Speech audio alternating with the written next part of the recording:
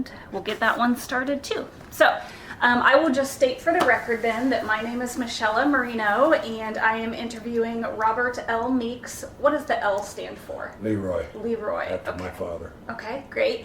Today is Thursday, October 11th, 2018, and we are at the Allen County Public Library in Fort Wayne, Indiana. So I will just start with when and where were you born?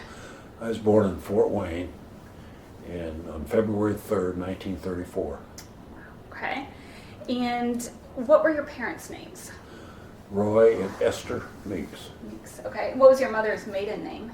Bauermeister. How do you spell that? Bauermeister. Okay. German. Okay. Her brothers were all born, a lot of her brothers were born in Germany. Okay, so when did they migrate over? I think when my mom was born here, so Okay. it had to be. And when she died, she was 50 years old. Okay. So sometime after she came here. Mm-hmm. Okay. They couldn't speak good English. They still spoke German. Your mother included, or the brothers? She spoke German, but she spoke English, but she could speak German. Mm-hmm. In fact, she talked a lot of times in German because she didn't want me to know what she was talking about. The only thing is, I picked it up. Smarter than. Some key words, Uh-huh. especially around Christmas time. It's important to find out the gifts, right? Yeah. What about your father's side of the family? My dad, I'm not sure. His lineage goes back to Scotland. He's an Irish side, but he was in the Navy after World War I and before World War II, and spent some time there. And he worked at General Electric Company in Fort Wayne here for like 35 years. Was maintenance when he retired. And so he came to Fort Wayne, started at Churubusco working for the doctor up there who had an onion farm, and he worked on the farm. And somehow he got down here. The doctor took care of him. The doctor took care of our kids when World War II was going on, because you had to have them little stamps to get anything, sugar, shoes, whatever. The doctor would take care of people, and he'd take a coupon, and we'd go up there to see him. He'd give us the coupon so I could get shoes and sugar and stuff for the family. That's when I was just 7. Yeah. Because I remember when World War II started. I remember that. What? Tell me that story. Well, my dad was, not active in politics. I didn't have anybody on my side of the family. My mom, none of that side of the family is in politics. And but we were in the car going somewhere when it came on the radio with the Japanese had bombed Pearl Harbor. My dad turned the car around, took us right back home. Wow. And I remember that. I remember when World War II ended. Where were you when that happened? Downtown, Fort Wayne, with everybody else. They were running up and down the street yelling and screaming. So like big celebration and. Yeah, so I came up telling my dad. Wow, that's interesting. Did you have any family members that served during World War II then? I had a lot of relation. I had cousins that served in the Battle of the Bulge. And one of them came up through Italy. I had one that flew B-29s, B-17s. Was in the Air Force. I had others that were scattered out through this, but I not in my family, my immediate family. I only got another brother, 2 brothers. Okay. One of them was Bud, because he passed, and then I have my younger brother who's still alive. Well, that's interesting. My grandfather, who was 10 years older than my grandmother, fought up Italy to that same route. That's interesting. Well, my grandfather, my mom's father, was an officer in the German army Wow. during World War I. Uh-huh. And so we had a connection there, but Yeah. I never, one of my brother's son, Brian, did a lineage on the family, And I have yet to see that. He hasn't got it quite done yet, Mm-hmm. but that's how I knew my dad had some ties to Ireland. I don't know what those are. Yeah. I just know he said I had some Irish blood in me. So Was that strange at all for your family with the war, or with America fighting Germany, with the German background at all, or? no, it didn't.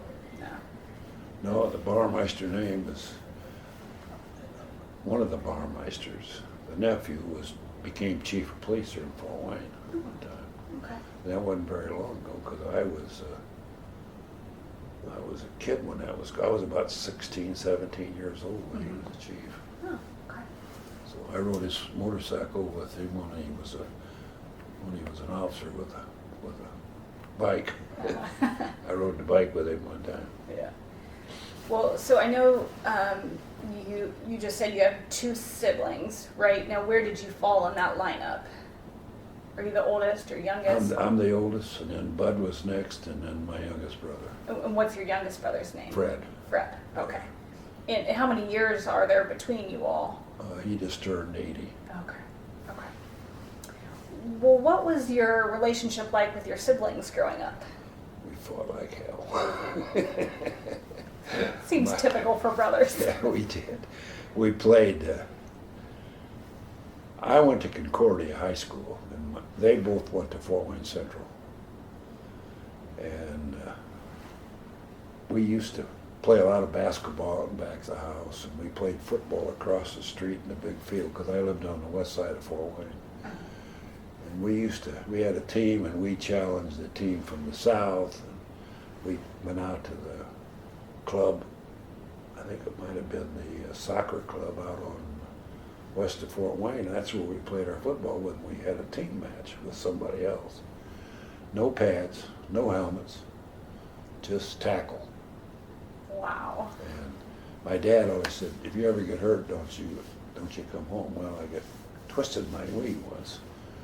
I laid on the floor for, I don't know, probably a week and a half before I could walk. Oh, He never knew it. Yeah. Because I got hit broadside. Uh-huh. But we used to fight. We used to wrestle a lot, especially Bud and I. Uh-huh. And then I played football and broke my nose. I caught a forearm across the pile, broke my nose. And of course, it was just flat. And my mom was really upset that I was playing football. She didn't want me to. Bud wanted to play. And she said, don't you ever come home with a broken nose. Well, he came home one night and had his book over his face. And took it off. His nose was flat over here. Somebody stepped on his nose. Oh. Boom, boom, Thurston stepped on his nose. I caught mine with a forearm. It was a some rivalry there between us, rivalry. And I can tell you a story. When I played basketball for Concordia, I mean, I made all city in Fort Wayne at that time. Not because I scored a lot. I only averaged about 10 points a game, but I could rebound. I mean, I was just getting my way and I knock you down. Yeah. I fouled out every game just about, but I was aggressive. Yeah. And we played Fort Wayne Central one time, and I think I had 27 or 28 points in that game. Mm-hmm. And this is a true story, because I told it at Bud's funeral. And Bud was the water boy for the basketball team for Fort Wayne Central. And I was playing, and Bud walked by Herb Bannon, who was the coach, and Herb says, why in the hell did I get you? That's what he said.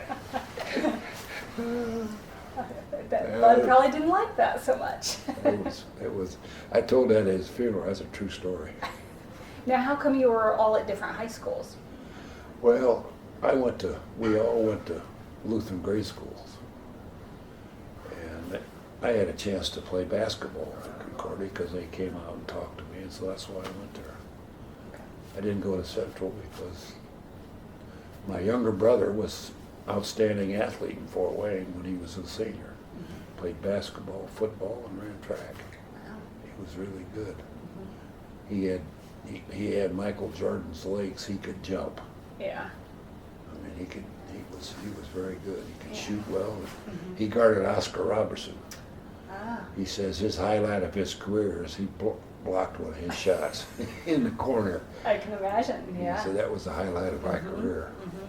So Now, didn't Robertson play for, was he Christmas Chris Addicts. That's what I was thinking. Christmas Addicts. Yeah.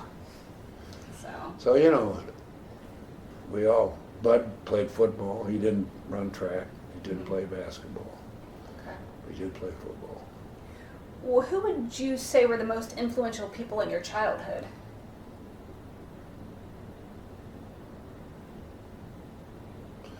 Well, I think the teacher that I had in grade school, his name was Ray Rosenthal.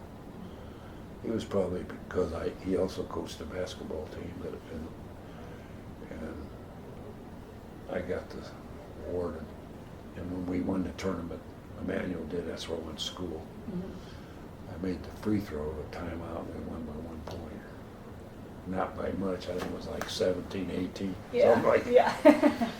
But I think he was. Mm-hmm. Just a good influence on you, or? Yeah, oh yeah. Mm-hmm. And my basketball coach was Ron Gershmal. He probably had something to do with it.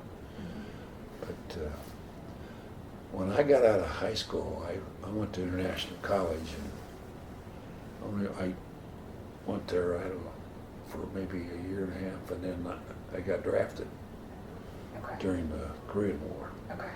So when did you graduate high school then? I graduated in 52. 52, okay. And I got drafted in 54. So That's at the tail end of the Korean War there? Right at the end of the Korean War and the start of the Vietnam War, because I qualified for both. This one was ending and this one had already started, so I got both of them. Uh-huh. And I wear both on my Legion hat, Okay.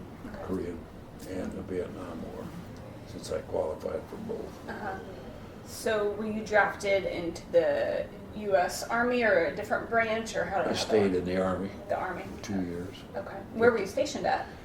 Well, I took my basic at Fort Leonard Wood, Missouri, and then I took it at Camp Chaffee, Arkansas.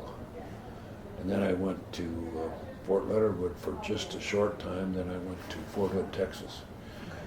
And then I went from there to Indianapolis, Fort Bend.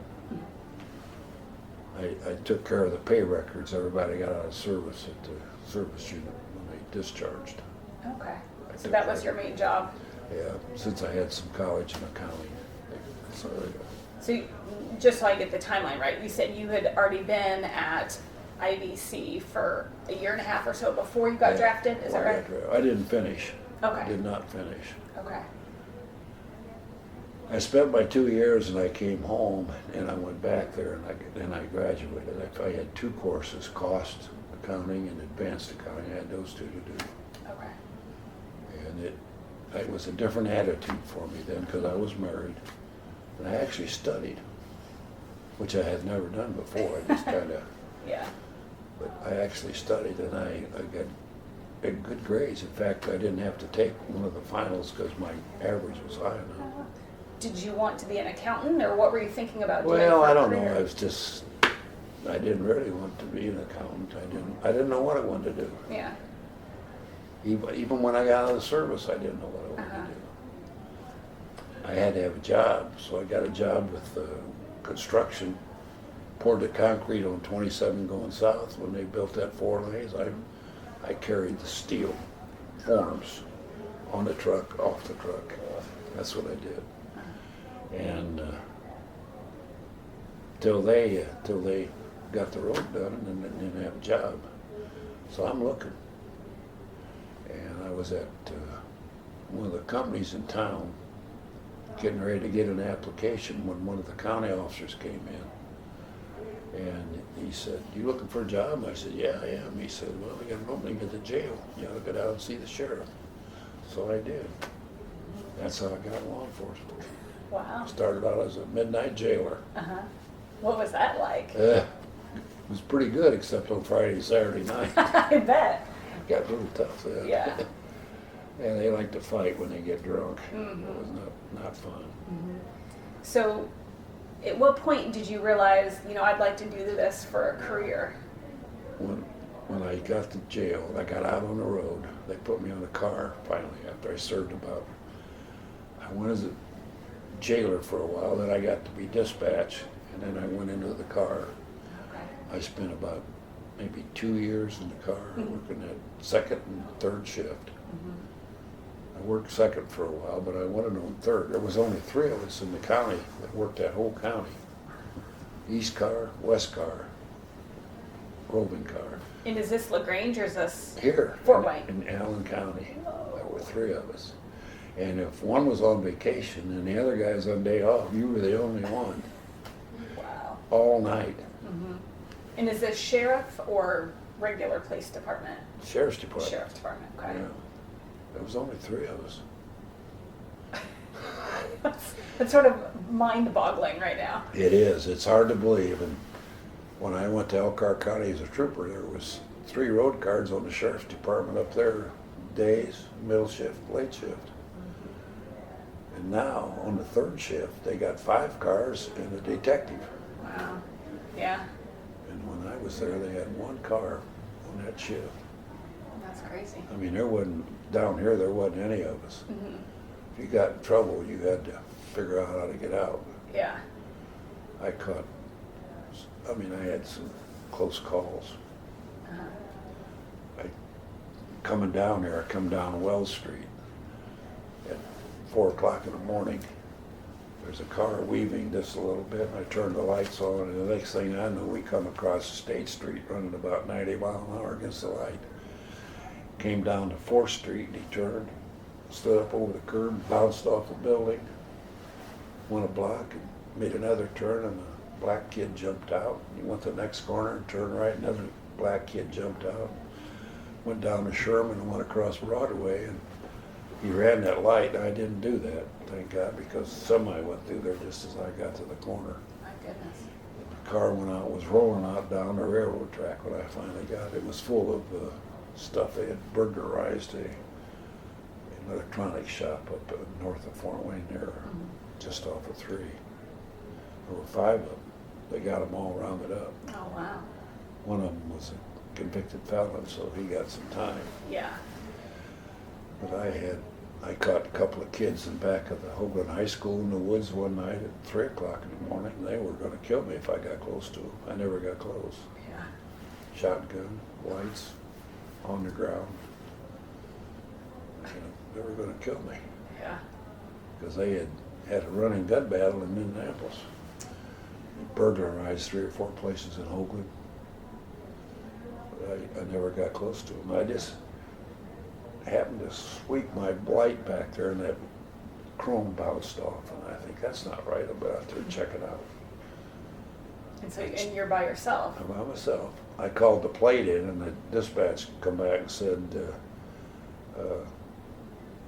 Code X, something wrong. So I just got away from them, got them out of the car. They were sleeping back here. I've had a lot of those close calls. I bet. I was in the basement of a building one night. The door was open. I'm walking in the basement of this grocery store. A dark cat jumped out. I'm telling you. I swear I didn't shoot that cat. Almost had a dead cat I'm on your telling you, hands. hair in the back of my head. It was shh, just like that. Yeah. That'll scare you. Yeah. I'm not kidding you. You're dark, and a cat jumps out. Yeah. Well, what did you love about being a sheriff? About being a Policeman? yeah. The excitement. Yeah. And the cats. Always knew something was going to happen. You could always make something happen. That's why I like that late shift. I mean, I was involved in a lot of high-speed chases. I caught burglars. I caught people that stole cars. Arrested a lot of drunk drivers. Was in a lot of fights. Yeah. I was in every riot Indiana ever had. You were in what? The riots in the Oh. 60s, you remember those? Mm-hmm. We had a riot squad at Ligonier. Every post had one. And I was in every one of them. I was in Michigan City, I was at the prison, I was at South Bend, I was at Fort Wayne, I was at Kokomo twice. I was at Purdue when the students took over the building down there. We went down there, we didn't have to go in, but we went down there and ate and turned around and came back. But Kokomo was like going to war. I mean, they had all the street lights shot out. They were throwing beer bottles on my car and bricks. 2 cars, 2 people in the car, 2 cars together. Well, what was going on? I mean, 1960s, so it was sort of a tumultuous Well, time. that's but... when the blacks were demonstrating. Down Kokomo, a black had shot a Kokomo police officer. It really got nasty. We finally closed up their barbecue pit about 3:30 in the morning. That was fun. I had the shotgun loaded, the safety off. It was, I never fired my gun but one time. I chased I got a call, dispatch, just general dispatch, about a car that was stolen up in Michigan, a white car. 2 kids, or 2 men. No direction, just a white car. So I'm coming home I worked 6 to 2, and it was probably about 2:30 on the way home in Goshen, that's where I live. On 33, and this white car went by me. So I just turned around on it, and the next thing I know, we're just going full bore. I don't know if you're not familiar with Elkhart, but we went through 3 stoplights at 90 miles an hour. And they turned on the Prairie Street, and it was a stick, and it died on him. And the doors opened up, and 2 guys jumped out, and the guy went this way, and I fired one in the rear, and he stopped. I got him, the other guy we picked up a couple hours later. It's the only time I ever fired my gun. That's a pretty good record. I tell everybody when I did that, I shot a hole through the brim of my hat. Not true. Yeah. What a good story. That's a true story. Wow. Somebody said I should have wrote a book. Yeah. Because I tell you, I got stories like that for hours, I can tell you. Man, I like being a police officer. The only problem is I was a district commander. I had taken an afternoon off to play golf with a bunch of detectives that were friends that all had accumulated hours. So we all took comp time. And I had a few drinks. Coming home, it was one of those fall nights. It was really dark and it was raining. That stuff on the windshield. And I went to pass a car, and there was a buggy coming south this way, and he had a little light on. I didn't see it until I got right there, and I turned and caught the left front wheel. So they tested me with a tester, and I was .07. Which time, that's under the legal. Yeah, at that time it was .15. Yeah. Or .11. It might have been .11 at that time. So I went on home. They investigated the accident. And everybody was fine, I understand, right? And nobody got hurt. Yeah, yeah. Because if I got turned quick enough, the only thing would keep me from running over it.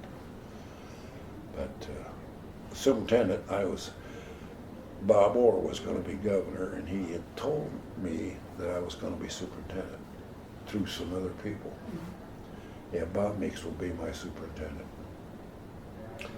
Well, Shettle was the superintendent, so he filed charges against me for driving under the influence. And I had my hearing. The lawyer couldn't come in with me. He couldn't ask questions. And so he convicted me. Took one of my stripes away. Took me out of the district control. I was first sergeant. They demoted me to sergeant. I was no longer district commander. And suspended me for 5 days. So I took the 5 days and went to California. And when I got in the Senate, I had appealed that thing, I don't know how many times. Appealed it once more, and they turned it over. Put me back as a first sergeant. And gave me all my back pay that I had lost. Well, I told the FOP lawyer, it was John Ruckles' house, that whatever happened, I'd give my money back. So I gave all my money that I got to the FOP because they had paid Ruckles' house for my legal. And I was in the Senate, and I got my ID card. They wouldn't give me a new one because mine was sergeant. I was first sergeant. So finally, I called the personnel manager and I said, "This is Senator Meeks, and by God, I want that, and I want it changed now." I finally got it done. You did. But I left the state police because of that animal, and I couldn't work there anymore. Yeah. The love of the job had been killed. To be very honest with you, I was getting close because the guy that took my job wanted to be the district commander. He lived there. He was working the toll road. He was a lieutenant on the toll road, but he wanted that because he only lived 2 miles. And so he took my job, and I just didn't have you got to have a love for that or you can't do it. Yeah. I couldn't do it anymore. Yeah. I didn't do anything. I used to run 50 arrests a month. I used to work anything. I wrote 150 warnings, and I just didn't do anything. Yeah. Quit. And was that in like 1981, around there? 81. 81. So I figured if I didn't leave, I'd probably end up getting charges filed because I wasn't doing anything. So I Yeah. figured I better get out of there before I got in a fight. Yeah. Well, can you explain real quick the progression? So you started at the jail, and then you said you eventually got put in the car. So how did you then become sheriff, and then state police, and then I wasn't sheriff. I just worked for the sheriff. you just worked for the sheriff? Yeah, Okay. I was just a road patrol. Okay. Just a regular. I wasn't even a sergeant or corporal or anything. Just Okay. Road just patrol. worked a patrol. Okay. Worked third shift. I made application for the state police and took the exam and passed it, and I got accepted. Okay. So I quit. Custer Donathan was the sheriff at that time, and when I left, he said, "See ya." Custer and I didn't get along very good. I didn't. My brother thought the sun rose and shined on him, but I told him many times, I said, "Bud, I never liked him," and I never did. He wasn't a good leader. He just was a public appearance guy. Yeah. I couldn't do that. So that's why I left. A lot of guys told me that I should have been sheriff, but I said I don't want that. So I got on the state police, and they sent me to Elkhart. That's where I went to work out of the Ligonier district. I worked up there until I got promoted in 1969, and I got transferred to LaGrange. Okay. And I tell you, I've told a lot of people this.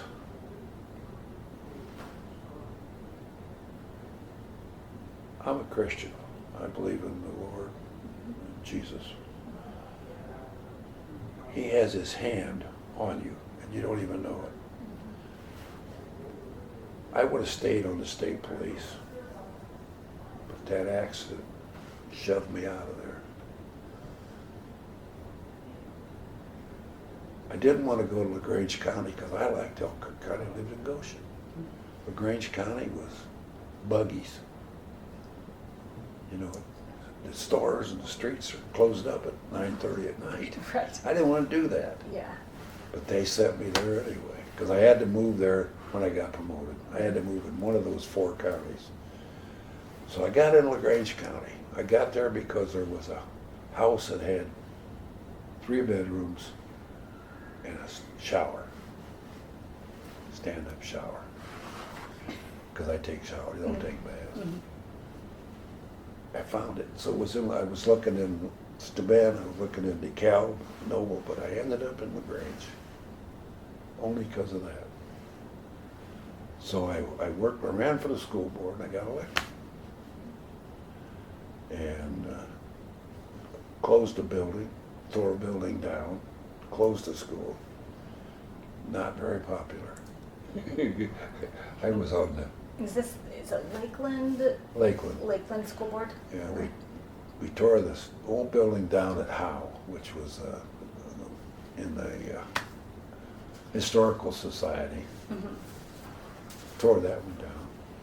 Closed the one at Brighton. Had a beautiful gym, but had all kinds of problems he had to take care of. Mm-hmm. So it was really, but anyway, I decided I was gonna, when I was on the state police, I was active in the FOP.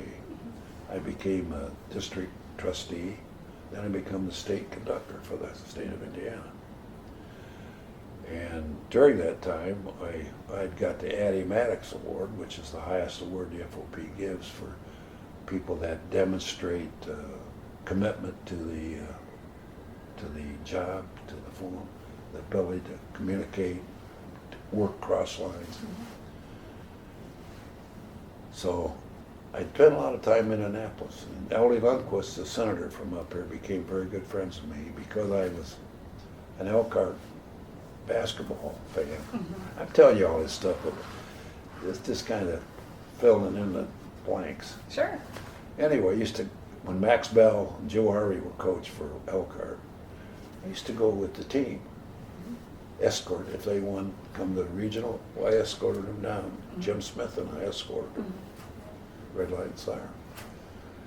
And I got to be very good friends with both of them. And Eldie was the announcer for the Elkhart radio station. What was his name? Eldie Lundquist, Oh. who was senator from up there. Yeah.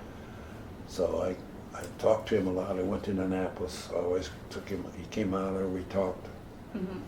Anyway, kind of got the feeling that I'd like to do that. So I was on the school board. Mm-hmm. I thought I'm going to run for the Senate. John Augsburger had been the senator for 28 years. Mm-hmm. He was thinking about retiring. He wasn't sure. So I went and talked to him and I said, John, are you retiring? And he said, I don't know. I don't know yet. Well, okay. I went back the second time. Are you going? Yeah, I don't know yet. Well, I'm going to run, John, for your seat. Well, so he retired. So I filed. There were 3 of us on the ballot Mm-hmm. for the not for the Public. general, for the Yeah. primary. Do you remember who the other two were? One of them was a school teacher, the other was a farmer. One was a school teacher in Kendallville, and the other was a farmer in Noble County. And what made you choose the Senate over the House? I don't know. Uh-huh. I didn't want to go to the House. I wanted to go to the Senate Mm-hmm. because I talked to Eldie Yeah. Lundquist Mm-hmm. Okay. because he seemed to know everything that was going on. Yeah. So I went ahead and run. I'd never been involved in politics, Mm-hmm. and they didn't think I was going to win. I won by 331 votes in the primary, and I won by 25,000 in general. Wow. But what they forgot is I had worked that whole area. Mm-hmm. Somebody called me and says, everybody that you help vote, you'll win hands down. Mm-hmm. So I worked hard. I mean, I was everywhere. I went, if there was a Democrat coffee shop, I went in there. Well, when did you sort of develop, you said earlier that no one really in your family had been into politics. When did you sort of come into the Republican Party or even understand? My dad was a Republican. Okay. So you at least understood your family's politics in Yeah. the sense of... But I had to, when I came on to state police, I had to declare whether I'm Republican or Democrat. I declared Republican. Mm-hmm.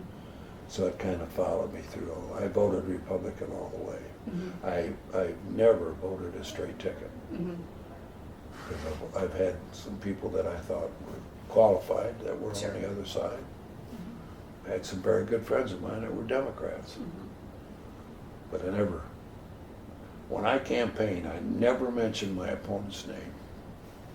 Talked about me, Mm-hmm. not him. Mm-hmm. If I'm paying for that ad, I want my name in there, not Yeah. yours. Yeah. If you want your name in there, you pay for it. It's a pretty good That's tactic, exactly what I did. Uh-huh.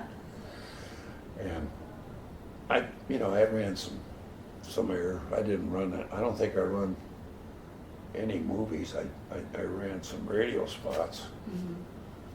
But my best radio spot was my grandson, who I think at that time was probably 8, maybe 9. Mm-hmm. He says, "Hi, my name is Patrick Martin, but my name is Pat Martin, but my grandpa calls me Patrick." More music. He said, my grandpa is State Senator Bob Meeks. He says, "I don't know what he does, but he's busy all the time." He's helping everybody, and that was the best. He went to school and he'd walk the hall and he says, "Hi, Patrick Martin." That's funny. It was funny. That sounds like a cute ad. That was the best commercial I ran. Yeah. I ran a lot of them, but that was one of the best. Uh-huh. Well, let me jump back here real quick. You said earlier, at least when you came back from serving, you were married. Did you get married before you? Got married when I was in the service. When you were in the service. Got married in 1955. 55. And Carol is? Carol. Oh, what was her maiden name? Schumann. Schumann. Okay. German. And, stay with the Germans, right? And then when did you all have kids? Well, I have 4. Okay. 4 kids. I have a daughter. I have 3 sons. Okay. And my daughter is, I think she's 60 or 61. Mm-hmm. She must be 61 because my son's 60. Mm-hmm. And my daughter lives in Topeka, and my son lives in LaGrange, and one son lives in Noble County. The other one owns a grocery store. Did own one in Payne. Now he owns one in Flora, which is just east of Lafayette. Okay. Super Value. Okay. And so they're very close Yeah. around. They're not very far away. Mm-hmm. And then I think I have 5 grandkids. I think I have 4 great grandkids. Wow. I've got Pat Martin's got 2. Heather's got 2. That's 3. Yeah. Yeah. I got 4. She's got one that lives that's her taking. That's his son, Mm-hmm. because she's been married twice. Yeah. So if you count that, I got 5. Yeah. So then, did your wife work outside of the home, or? She worked. She worked at the local bank in LaGrange. Okay. I had 2 jobs. When I wasn't with the state police, I was building buildings or pouring concrete or driving a truck. So was there about an 8 or 9 year window when you were done with the police, but before you got into the Senate? About that time? Well, during that time, I started my own business. Okay. I sold burglar and fire alarms, and I had guard service, and I had $100,000 payroll, Wow. and I'd sell maybe a couple alarms a month Mm-hmm. because I only had one guy installing, and he a lot of times I had to help. But I had a lot of time when I was campaigning, I had to fill slots for guys that a guard wouldn't show up. I'd be out in a tie and a white shirt. I'd be in there sweeping the floors, doing the guard's work because he didn't show up. Yeah. I had a contract to fill. Mm-hmm. And then we had a couple, we had the golf course was having trouble, and my wife and my daughter sat out there one night as guard service because I was gone.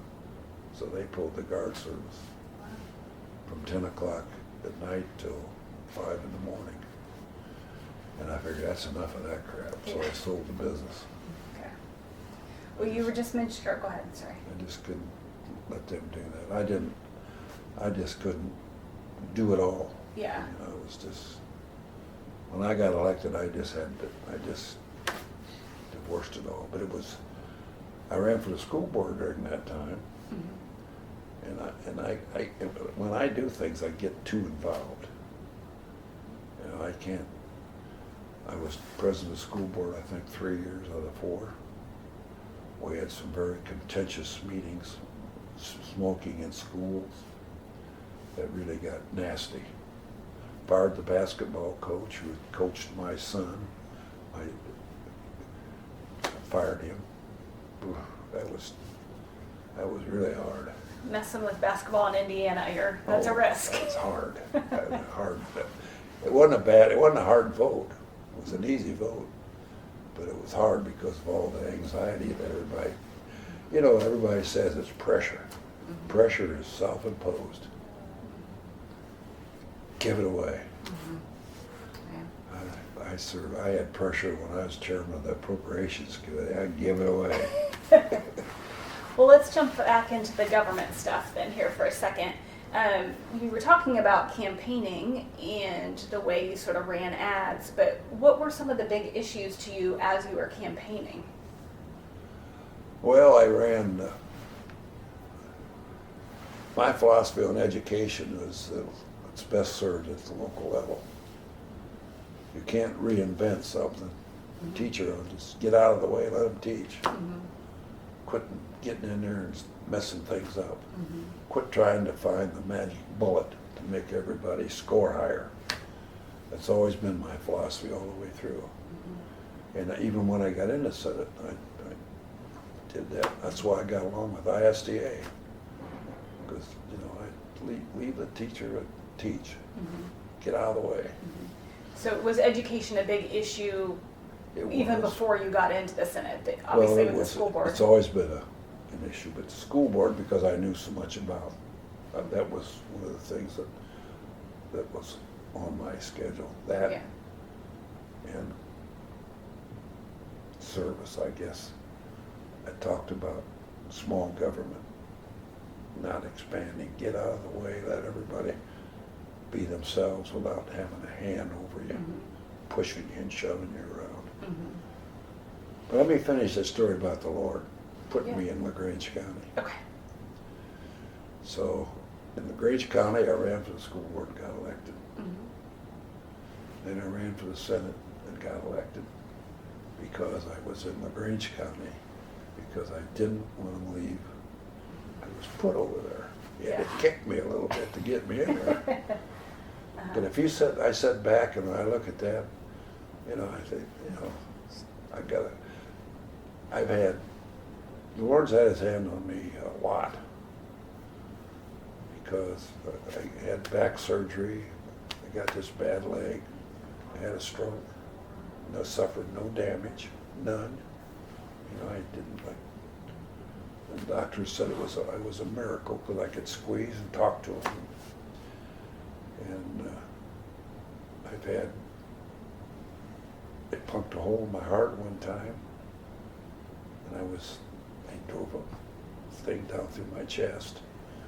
I mean, I've had numerous times when the Lord's had his hand on me, protecting me, where I probably, all the fast driving I did, never had an accident driving fast, and I used to drive 100 every day. I mean, every day. Mm-hmm. And just to practice, if nothing else. Mm-hmm. And did some crazy things. I'm one of the few troopers that drove the Indianapolis 500 in my police car. I can't tell that story. Sounds like a good I one. can tell you, but you can't print it. Do you want me to pause it? No, I just won't tell you. Okay. All right. I'll let you have that one.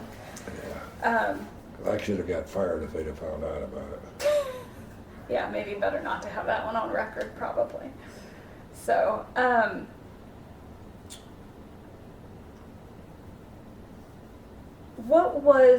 would you remember your first election day? So after that first campaign and you won, what was that like for you? Well, I had scheduled a reception afterwards at one of the local restaurants that was owned by the Democrats. But she welcomed me in, she put up a big feast for me, and just treated me like a king. Mm-hmm. And that was I finally went home about 2:30, 3 o'clock in the morning. And we walked in, and we just got in there. My wife and my daughter, I think, was with me, when the lights went out. And we had a backup. I got 220 because I got electric heat. We had a backup from the pole, came back into the house and melted my box downstairs. It got so hot it just melted everything in it.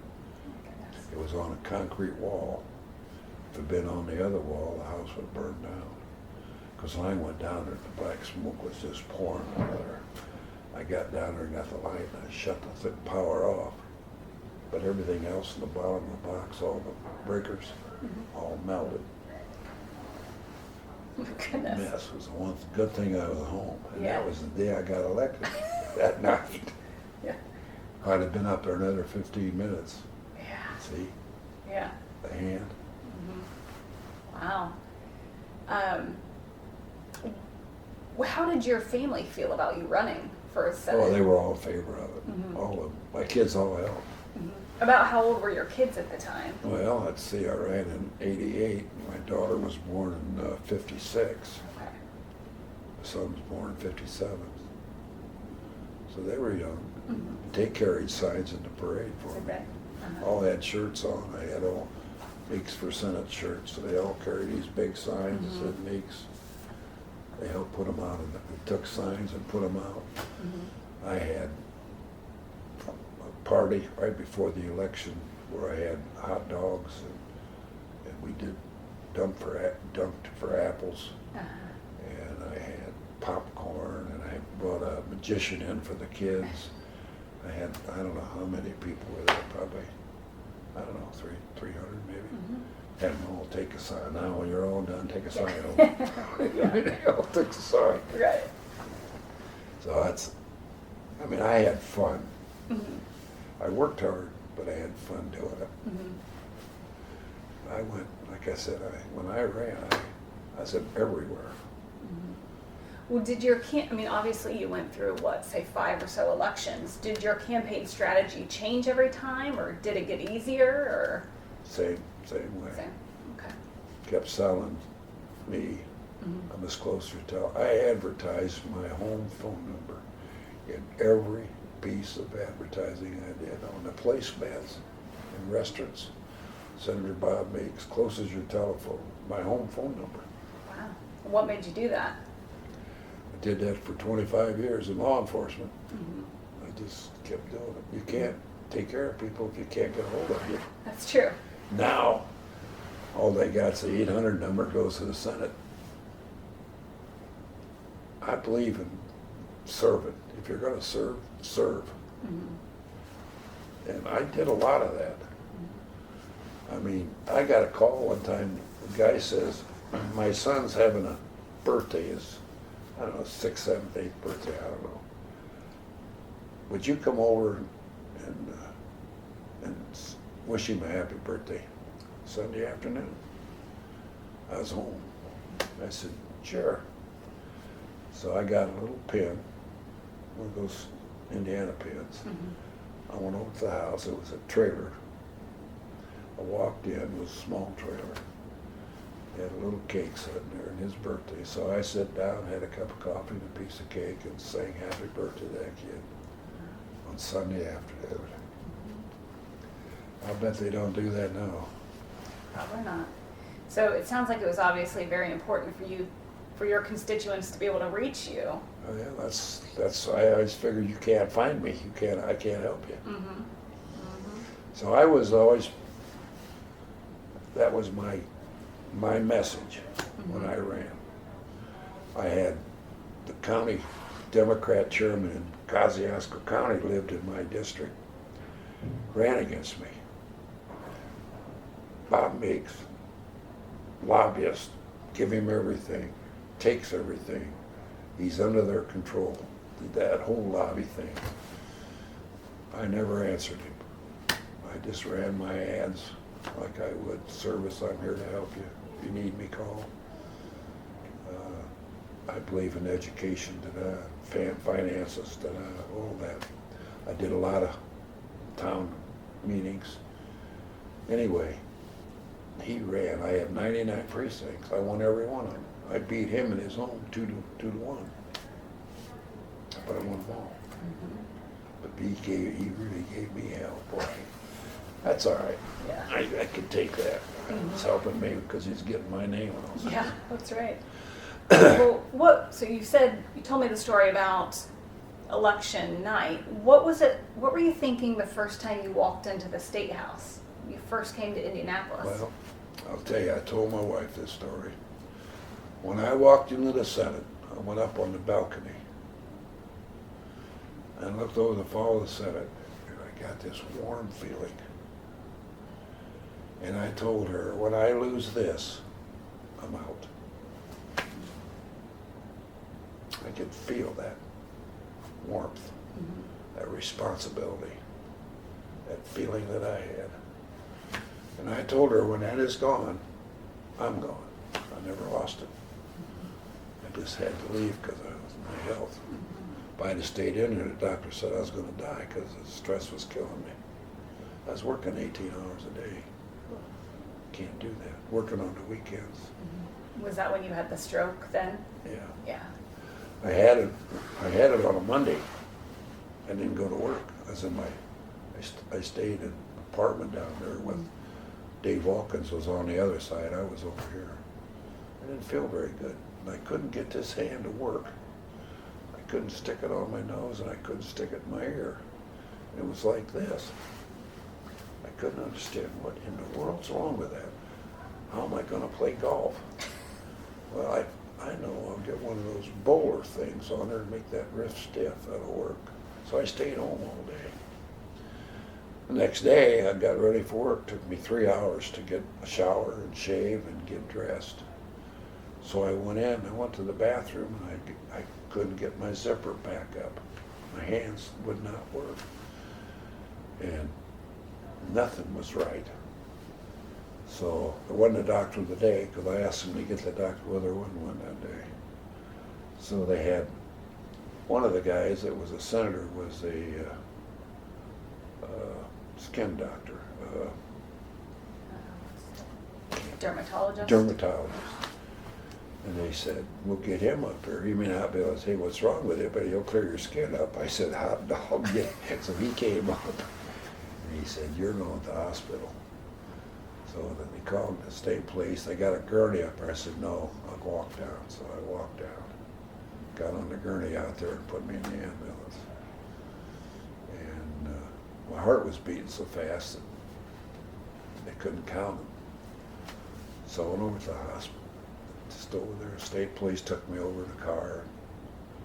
I got sick. They said, don't you throw up in my car. I said, hey, I've been that route. I won't do that. Because anybody threw up in my car was bad news. So I got out of the car and threw up on the sidewalk. Went inside. That's when the doctor said, squeeze my hand. Squeeze it. Talk to me. I talked to him. Can you raise your leg? Yeah, move your arm down. So I took a MRI, and what happened, this carotid artery on this side, inside tore. You know, it's layered. In there's layers. One of the inside layers tore and seized it. The piece broke off right up here. So I took the CAT scan. They showed me where it was at. So the Lord took care of me. Kicked me in the pants and told me to get out of there. That's what he did. Mm-hmm. Well, that was not a pleasant time. No, I bet. Well, how did you, jumping back into when you first started with the Senate, how did you learn the ins and outs of state government? Well, I sat next to Dick Thompson in the back row of the Senate that first year. Dick Thompson was on this side, Bev Gard was over here. And Dick helped me walk through the process in the Senate. I just paid attention. I read the rules of the Senate. They give you a binder on that every time. If they make any changes, you get a new binder. So I read those, so I understood all, and I listened. And the first time I went to the mic, I think it was on a resolution, so it really didn't take much preparation. But I just paid attention what was going on. I watched everything in the back row. You could see everything going. I could see who was working who or what. I just watched and learned. And Bob Garten, I stayed at the Columbia Club, so I had breakfast every morning with Joe Harrison, Bob Garten. And there was probably 8 or 9, 10 of us, all legislators that had breakfast every morning. I was in there in the evening. We'd go back for the bar, sit downstairs. I'd sit with Joe Harrison and listen to Joe. He'd tell me to do this or do that. I'd ask him what about that. He'd tell me. That's how I did it. So would you say, like, how do I want to word this? A lot of business was sort of taken care of informally over coffee, over a drink, over dinner. Generally, that's how I learned. I spent a lot of time in the Columbia Club because I didn't go out. I'd just go back to the country club, the Columbia Club. Columbia Club. Yeah. And stay there with Harrison, and Garten would come downstairs at night. We'd sit there and just shoot the breeze. And there was some lobbyists in there. I got to know those people. And I just listened and learned. I listened to the guys that went to the mic and how they pontificated, how they bloviated, some of them. But I just watched and listened. So you keep saying the phrase "going to the mic." Is that when people would go up to sort of argue for their bill or their legislation? Debate. Debate. Okay. Present. Debate. I love the debates. Well, how did that work? So did someone get to sort of present their side and then someone else would counter it? Or? Yeah, what you do if you got a bill, you present the bill. And then there's open for debate. And why do you rise? Question the author. Senator, do you yield? I yield. You may question. Questions. You can't argue. You can answer, but you can't argue. So you do that back and forth. He'd bring up his point. You don't have to. I turned him down one time. They asked me, a guy wanted to question the author, and I said no. I had that option to say no. Well, they'd asked me the same question about half a dozen times, and I was done. I wasn't going anymore. So. Yeah. And there was some guys that didn't read the stuff. He just picked out a piece. It didn't mean anything without reading the rest of it around it. Right. And then he'd argue that little piece, and I wasn't going to do that. Right. Some of them are still in there that do that. Yeah. Do you recall the first bill that you put forth? Yes, I do. What was that? The first one I went the mic on was a bill changing the date for the licensing of riverboat captains. It went from a fiscal year to a calendar year. So I presented the bill. Question, one of the Democrat senators, I can't remember his name right now, but he was sharp. Oh, McCarthy, not McCarty. Pi Simpson's husband. McCarty. I think it is McCarty. Anyway, Yeah. came to the mic and he said, Senator, what's a riverboat captain? What's he do? Where does he operate? I said, well, Senator, there's the Constitution labeled 3. Oh, he asked me what a navigable waterway was. And I said, well, Senator, the Constitution labeled 3 of them. The Wabash, I named all 3 of them. And they've been upheld. They're still listed today as navigable waterways. Well, thank you. Sit down. If I hadn't have known that, he'd have hammered me. Yeah. So I never went to the mic unless I knew the answer to every question. Yeah. You prepared. I did I knew that stuff backwards and forwards. How did that bill come about? Was that something a constituent? Somebody asked me to carry it. Mm-hmm. They gave it to me as something to get started with. Mm-hmm. Mm-hmm. Okay. That was my first one. That was Bill McCarty. Yeah. There you go. Yeah. Well, what was the regular interaction amongst assembly members? Did you mingle with the other side? Sure. Or? Uh-huh. I used to go to dinner with the Democrats. Bob Hellman, and Maury Dahl was from Lafayette, or from Terre Haute. I used to go out to dinner with those guys, just the three of us. And they always said that I was the best debater on the Senate, on the Republican side. And whether that's true or not, I don't know. That's what they said. But I used to go and when Hellman was the minority leader, I used to go over to the office and he used to have M&Ms over there. I'd go and eat his I'd go in there and sit down and have a cup of coffee.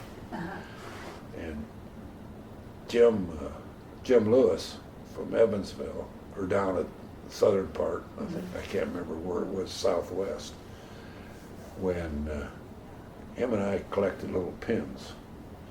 And if I got extra pins, I always gave them to him and he'd give them to me. His wife was the doorkeeper on the center, the minority side. When he celebrated his 50th wedding anniversary in southern Indiana, my wife and I went down, celebrated with him. They had a big party and we were part of it. So you had good relationships across the aisle. Yeah, I had no problem doing that. I always contended that they got elected to serve their 26,000, as I did. They ought to have a voice in the government. If it was something that was valid, I mean, I could support that. They had some guys that were very good. Louis Mayhern was probably one of the best debaters they had.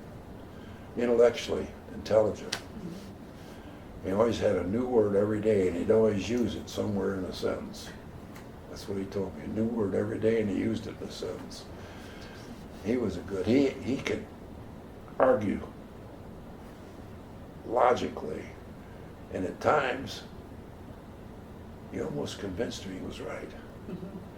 Hellman, on the other hand, could argue. He could talk about a paperclip for a half hour. I mean, and he was good. I'm not saying that bad in any bad. He was good. He could talk. He's a lawyer. Yeah. You know, lawyers are born to argue. They're not born to be peaceful. Yeah. What about relationships with House members? Did you know many people that served I in knew House? a lot of them. Yeah, I got the reputation if you want something done, you got to send it to Meeks. So I knew a lot of both sides of the aisle. Pat Bauer, for example, when he was speaker, I could go in his office and ask him a question. And before that, the speaker before Pat was a guy who ran for governor on the Democrat side this last time. Oh, Greg. Yeah, John Gregg was speaker.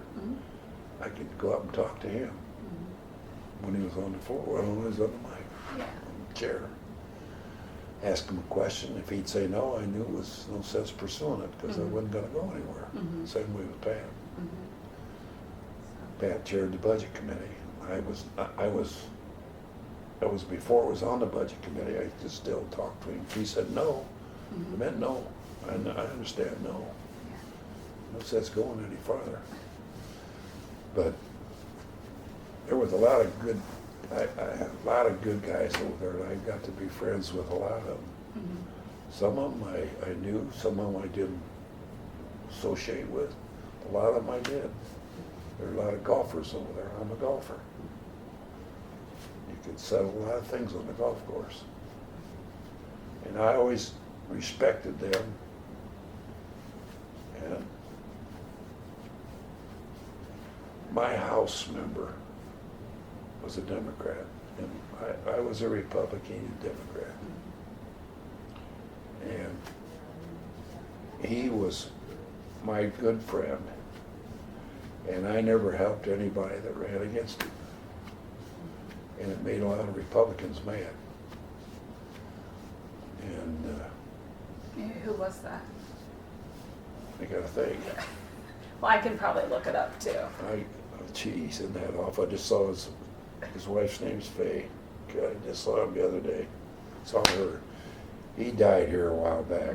I can look it up. I can find that name Now very let me easily. think a minute. Okay. I want to get that. It just bothers me. God, he was sheriff for 11 years. I was the first state police officer that saw him when he got elected. First one to visit him in his office. That is bad. I can see his face. We used to ride together to go to town meetings. Jeez, that's bad. I'm having a senior moment. It happens. Jeez. Well, I should be able to tell you the name too. I'm trying to think. I don't have any of the house stuff in here. That's bad. That is really bad. He's one of my best friends too. Tom Gordon.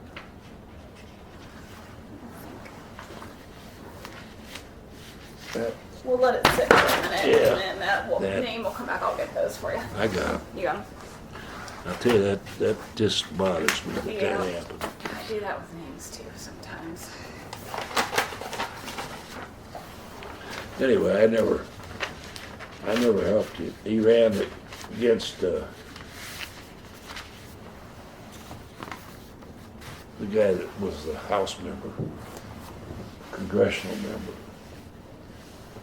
his wife now. Anyway, he ran against him, and I went to a meeting that asked me to introduce Doc Bowen, which I did. And there was a lot of Republicans, a Republican function, and I didn't say anything about the guy that's running against my friend. And I said, after it was over, two guys come up to me and said, "Why didn't you bring his name up and say something about him?" I said, "That wasn't my job. My job was to introduce Doc," which is what I did. "Well, you should have done that." I said, "Well, what?" He said, "I know how you are with him, Dale." Dale. He said, "I don't know you're with Dale. You're buddies with him." I said, "Dale is my friend, and he'll be my friend when this is all over."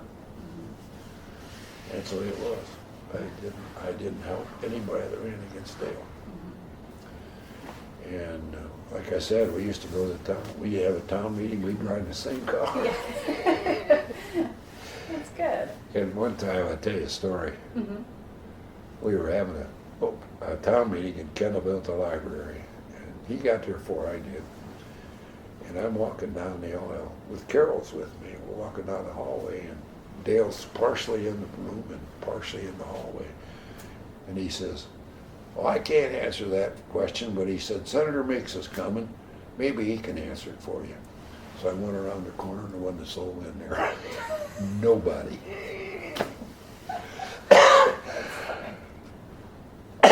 We had a town meeting in LaGrange, and we had a guy that was putting 25 or 30 signs in his yard advertising. The corner of State Road 5 and US 20. We passed where you had to register and put a thing on. He got mad because he said, "That's my yard. I could put in there what I want." And he just he raised Cain. I mean, he was obnoxious. Town meeting. He called my wife one night, just reaped her right over the coals. I mean, it was terrible. So, town meeting. First guy up started going yak, yak, yak, yak, yak.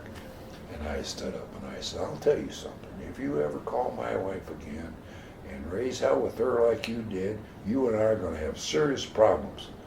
I said, "You ever call me again, shut up and sit down." And Dale gets up, "And you ever call me again and call my wife." It was funny. Yeah. I mean, when I said shut up and sit down, he went down. Right down. Somebody said, you didn't tell him that, did you? I said, I did. I did some other things. I filed a bill one time that said town marshals had to work within their town. Mm-hmm. Town marshal has more police powers than the state police, because they can write for little things like stops are in town, Yeah. parking violations. Yeah. State police can't do that. So they're outside. We got one guy, a town marshal in LaGrange, a little town. He drives 35,000 miles a year. He's running up and down 120, clear up at Howe, running radar north of town. Got a girlfriend up there. He goes up and runs radar in front of her house. Just outside the city. Mm-hmm. No protection in the town. The town's paying his wages. He ought to be in town. They shouldn't be running around the countryside. Mm-hmm. So I filed a bill. Okay, and you're good. Well, they didn't like that, obviously. I got a lot of information. The guy was telling me, he says, this chief of police, town marshal, run the radar out there on that stretch of road, cite them all into court, and if they decide that they don't want a court, tell them you can settle it for $40. Well, they don't want to go to court, so they pay $40. It goes right to the town, to the police department. He says he does it when he runs out of money. That's the kind of stuff that was going on. So I was trying to stop all that. Yeah. So they said, local town cops said, I know them all friends of mine. Want to have a meeting? I said, sure, I'll have a meeting. When can you meet? I said, well, I got a town meeting in Syracuse. I'll come back Saturday afternoon about 1 o'clock. I'll stop in. So I go in and the room is packed. The room is a little bigger than this, but it's packed. I'm in front and the first seat's right there. I mean, it was contentious. I had asked the sheriff, and he said, I support that. At the meeting, the sheriff stands up and didn't support it. He said, it's wrong. You shouldn't be doing, you should have done that. I said, you told me you supported it. And he said, well, that's before I talked to everybody. Yeah. All the marshal board was there, all of them. They got pretty nasty. I'd try to answer a question, they'd shout at me. You can put this on the record. This is exactly what I told them. I went, Time out. time out. If you don't shut up and let me answer the question, you can all kiss my ass and I'm out of here. Got real quiet in there. I said, now we can talk. That's exactly what I told them. Somebody said, you didn't tell them that. I said, that's cop talk. They understand that. Yeah. That's what I told them. Yeah. Gotta talk to him like you normally would. He got real quiet in there. And we worked it out. Uh-huh. The guy said, how about 2 miles? I said, 2 miles I can handle. Yeah. I got it all worked out, and the committee chair wouldn't hear the bill. So I was dead. He wouldn't hear it. He said, that's too contentious. I ain't gonna do that. That's a good bill. He said, I'm not gonna do it. So he's got control. I can't force him. Yeah. So it died. That's a good idea. Yeah. You know that driving in the left-hand lane, going down, I filed that bill when I was in there years ago. Mm-hmm. The chairman wouldn't hear the bill. He said, there's no way you can enforce it. I said, oh yeah, there is. You could be in that line behind him. Yeah, but that ain't gonna happen very often. Well, once is enough. They get the word out, they won't do that. You wouldn't hear it. This time they passed it. It's now law. Drive that left-hand lane, you gotta move over. It's a good bill. Well, do I understand too that you put forth a seatbelt bill? The what? Seatbelt bill, Yeah, where police can pull you over for not wearing your seatbelt, right? I carried that in the Senate. I delivered when I presented the bill, I had the final, the author always gets the final remarks. You present the bill, debate, you can close. The Senate always gets to close, the senator. So the guy sitting upstairs says, that was one of the best speeches he ever heard in the Senate floor. Because I told him, I said, you know, I've lived this seatbelt thing. I started wearing a seatbelt in 1956. It was just a lap belt. And I said, I've seen people that have died because they didn't have a seatbelt on. I've seen people that have lived because they did have one. And I went through my whole, I talked about 15 minutes on that thing in the past. Would you say that your career as a law enforcement officer influenced a lot of the legislation you put forth? No, it just, I did a lot of public speaking when I was on the state police. Mm-hmm. I did a lot of drug lectures. Mm-hmm. And I did a lot of those, but I had the background for some of the things that were going on. Mm-hmm. But I tried not to be known as the police senator. I didn't want that. I wanted a broad thing. Mm-hmm. That's why I tried not to carry anything unless it was really important. Mm-hmm. Well, I have to ask about the hypnotist bill. Oh. Tell me about that.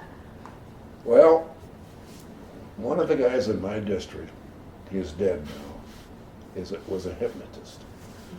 And actually, he believed that. When he'd go to the doctor to get some surgery, they didn't freeze it, he didn't take any medication. He would hypnotize himself. He wouldn't bleed, he wouldn't feel any pain. Truth. That's a true story. So he got me involved because they weren't licensed in Indiana. And there's a lot of people going around selling this stuff that aren't really licensed and just raking people off. So I filed the bill to make them licensed. They had to go be qualified this or that or by somebody. And I got invited to their, I think their national meeting, one of their meetings, where they hypnotize people up on the stage. And everybody said, yeah, that was put up. Well, might have been put up with some of them, but I'll tell you, some of them were gone. They were out. Out. Did some dumb things when they're out that you wouldn't normally do. Yeah. And if you were receptive to hypnotists, you could sit there and be talking to somebody and the guy'd go under.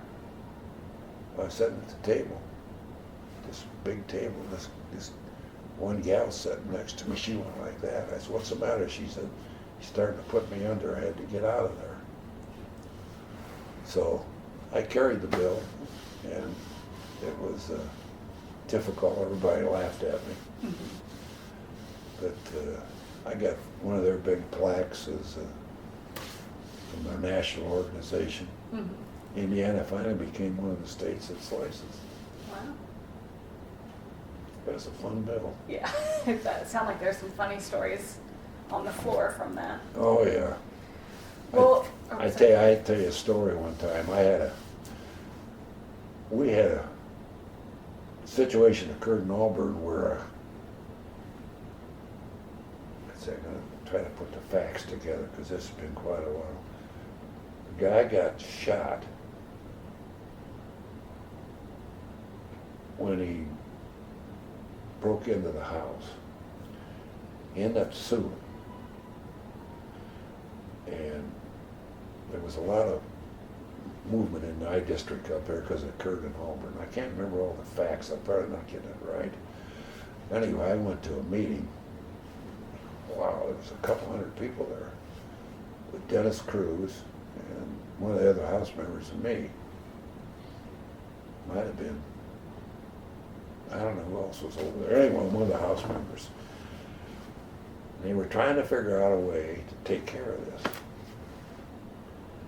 And they didn't. They come up with a lot of weird ideas, everybody get the gun, shoot him, drag him back in the house, all that crap. So I got to thinking, the way to solve that is once you commit a crime in my house, you have waived your rights. And if you get hurt as a result of that, I'm not liable civilly. So I had LSA write the bill. We wrote it 3 or 4 times. I worked with Thatch, Phil Slockley, who was brilliant. We got that all put together. I put it on the floor. I passed that thing 2 or 3 times out of the Senate, sent it to the House, never got anywhere. Bob Hellman used to debate me on that. So the second time I did that, we got involved in debate. He was really working me over, and I just got all done. He'd come back and he said, "You just kicked my butt." I said, "Well, I should. I saw the tape from last year." He said, "You three."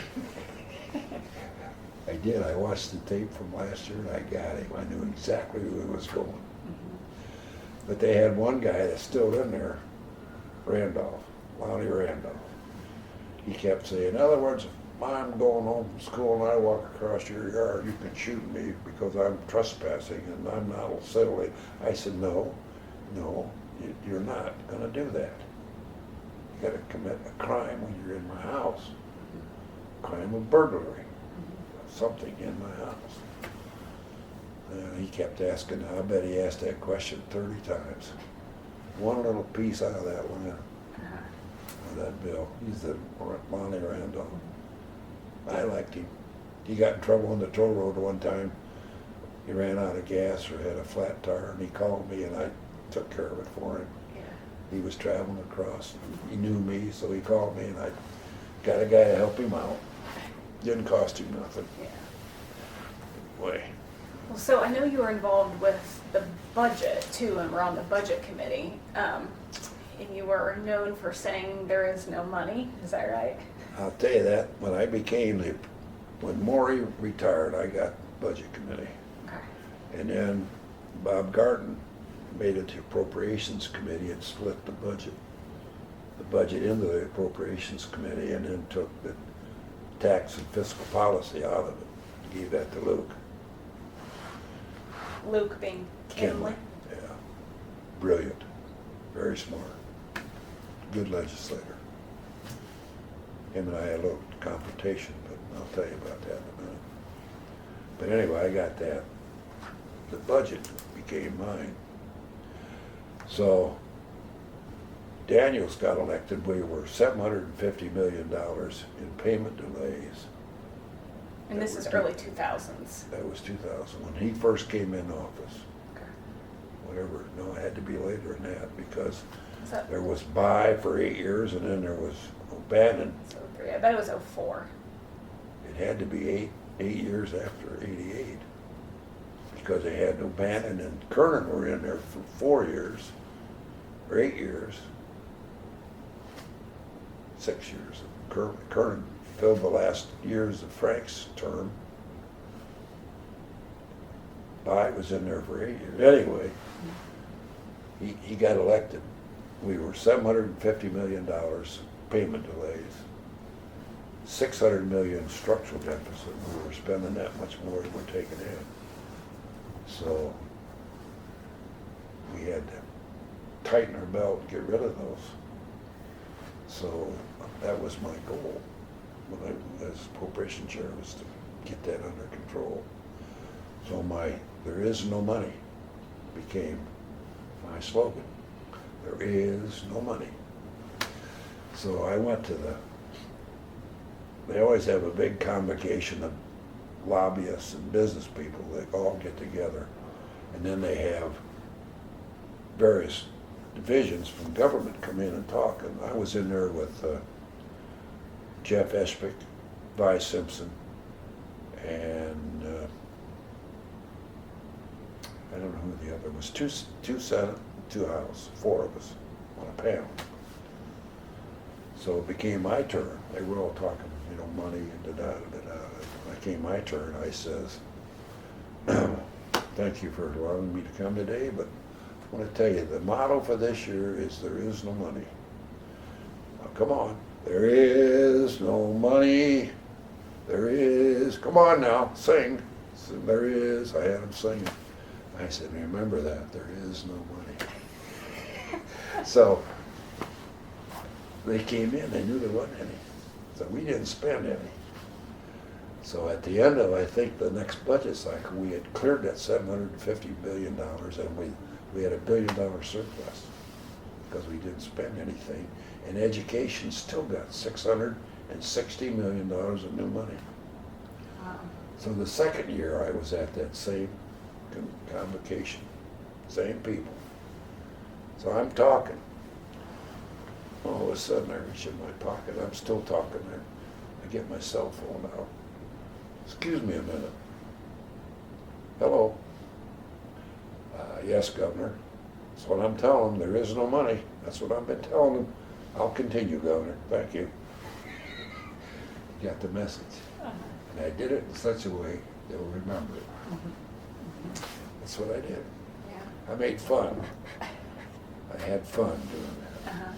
But that's why I developed. When I went to caucus, there is no money. And they gave me a big sign, there ain't no money. Well, I didn't say there ain't because that's a double negative.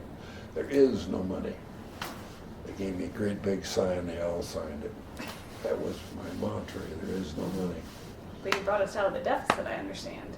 Huh? You brought us out of the deficit, right? Yeah, exactly. Wow. Well, tell me a little bit about the Republican caucus. How did that work? They're good. It's where you get the chance to tell your story among your fellow Republicans, try to convince them that you're right on your feeling about an issue. You discuss the issue.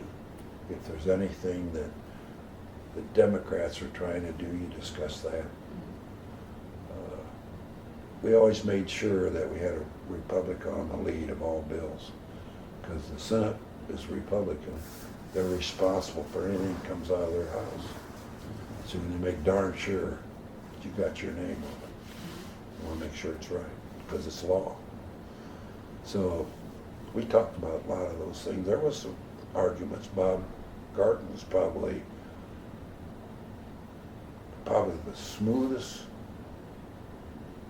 guy to manipulate people I ever saw. He did it in such a way nobody got mad. He got mad. He'd say, okay, I'll go downstairs and file the bill today. No, just hold off a minute. No. See, he got him to move. Yeah, he was good at it. He was a good leader, I'll tell you, and a good man, too. He read every bill that came into that Senate. I mean, every bill. It's a lot. And he had this, they'd mark something in there. Maybe you ought to change this a little because they changed the constitutionality. You make marks on it, send you a note, better change this a little bit. He's very good. Yeah, he was a good friend of mine too. I hate to see him leave because it was easy to go and talk to. Were you there a couple years after he was out? It was David Long became. Yeah, that was interesting because Kenley come up with maybe Long and Cruz. They had a meeting.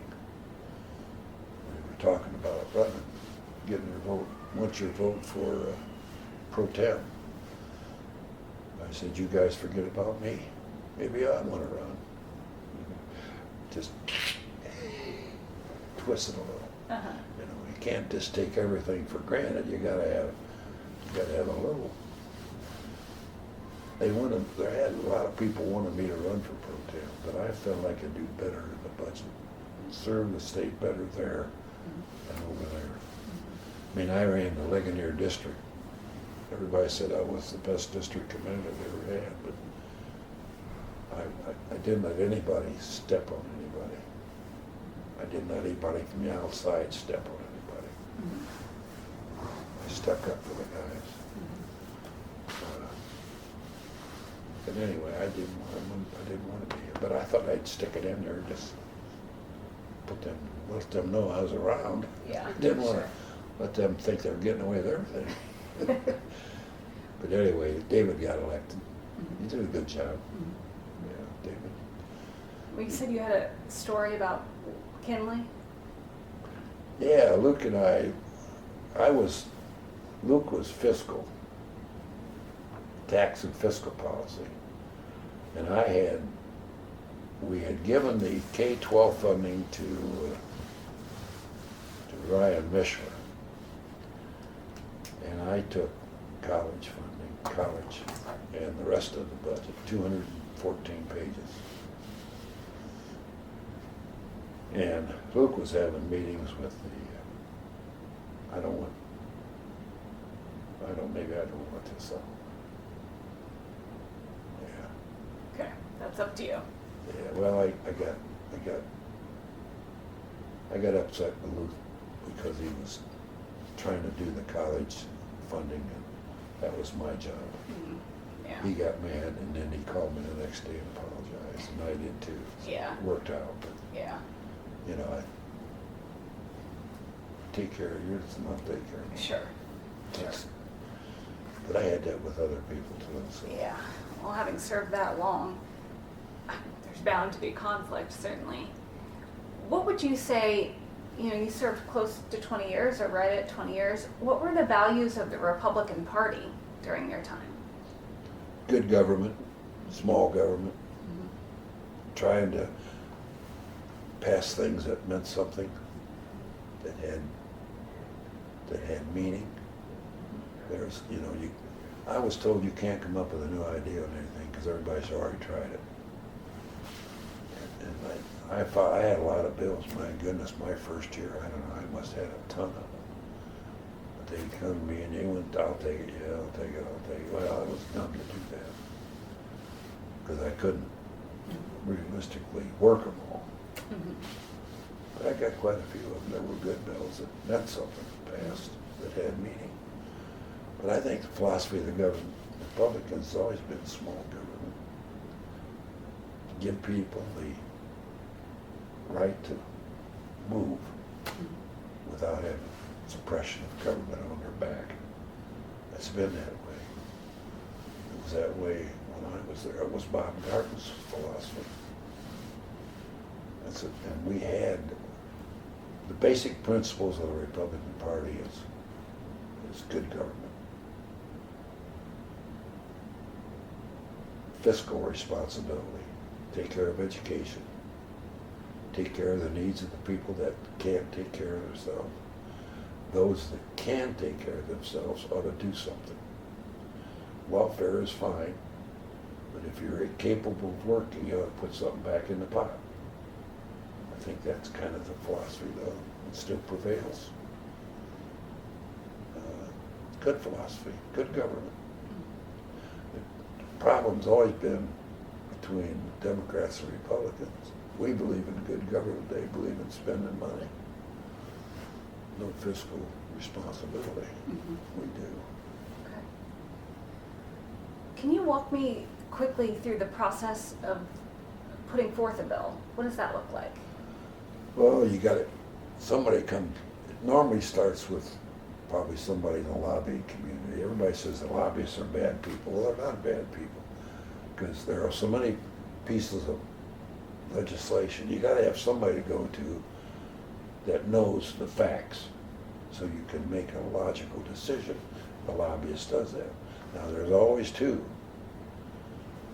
The first question you ask is who's going to oppose it. That's the first question you ask. At least that's what I asked, because I didn't want to get in any match. So you get the idea, take it to LSA, they draft it in bill form, in law form, so the language is consistent with any format of how it's decided. You bring it back, give it to you, you go through it, you read it, you check it, you make sure it's what you want to say. If it's a lobbyist bill, then you go back to the lobbyist and say, how about this? Is this right, this right, this right? Is it constitutionally correct? Looks good. Okay, then you file the bill. It lays I think it has to lay 3 days. Goes on the floor.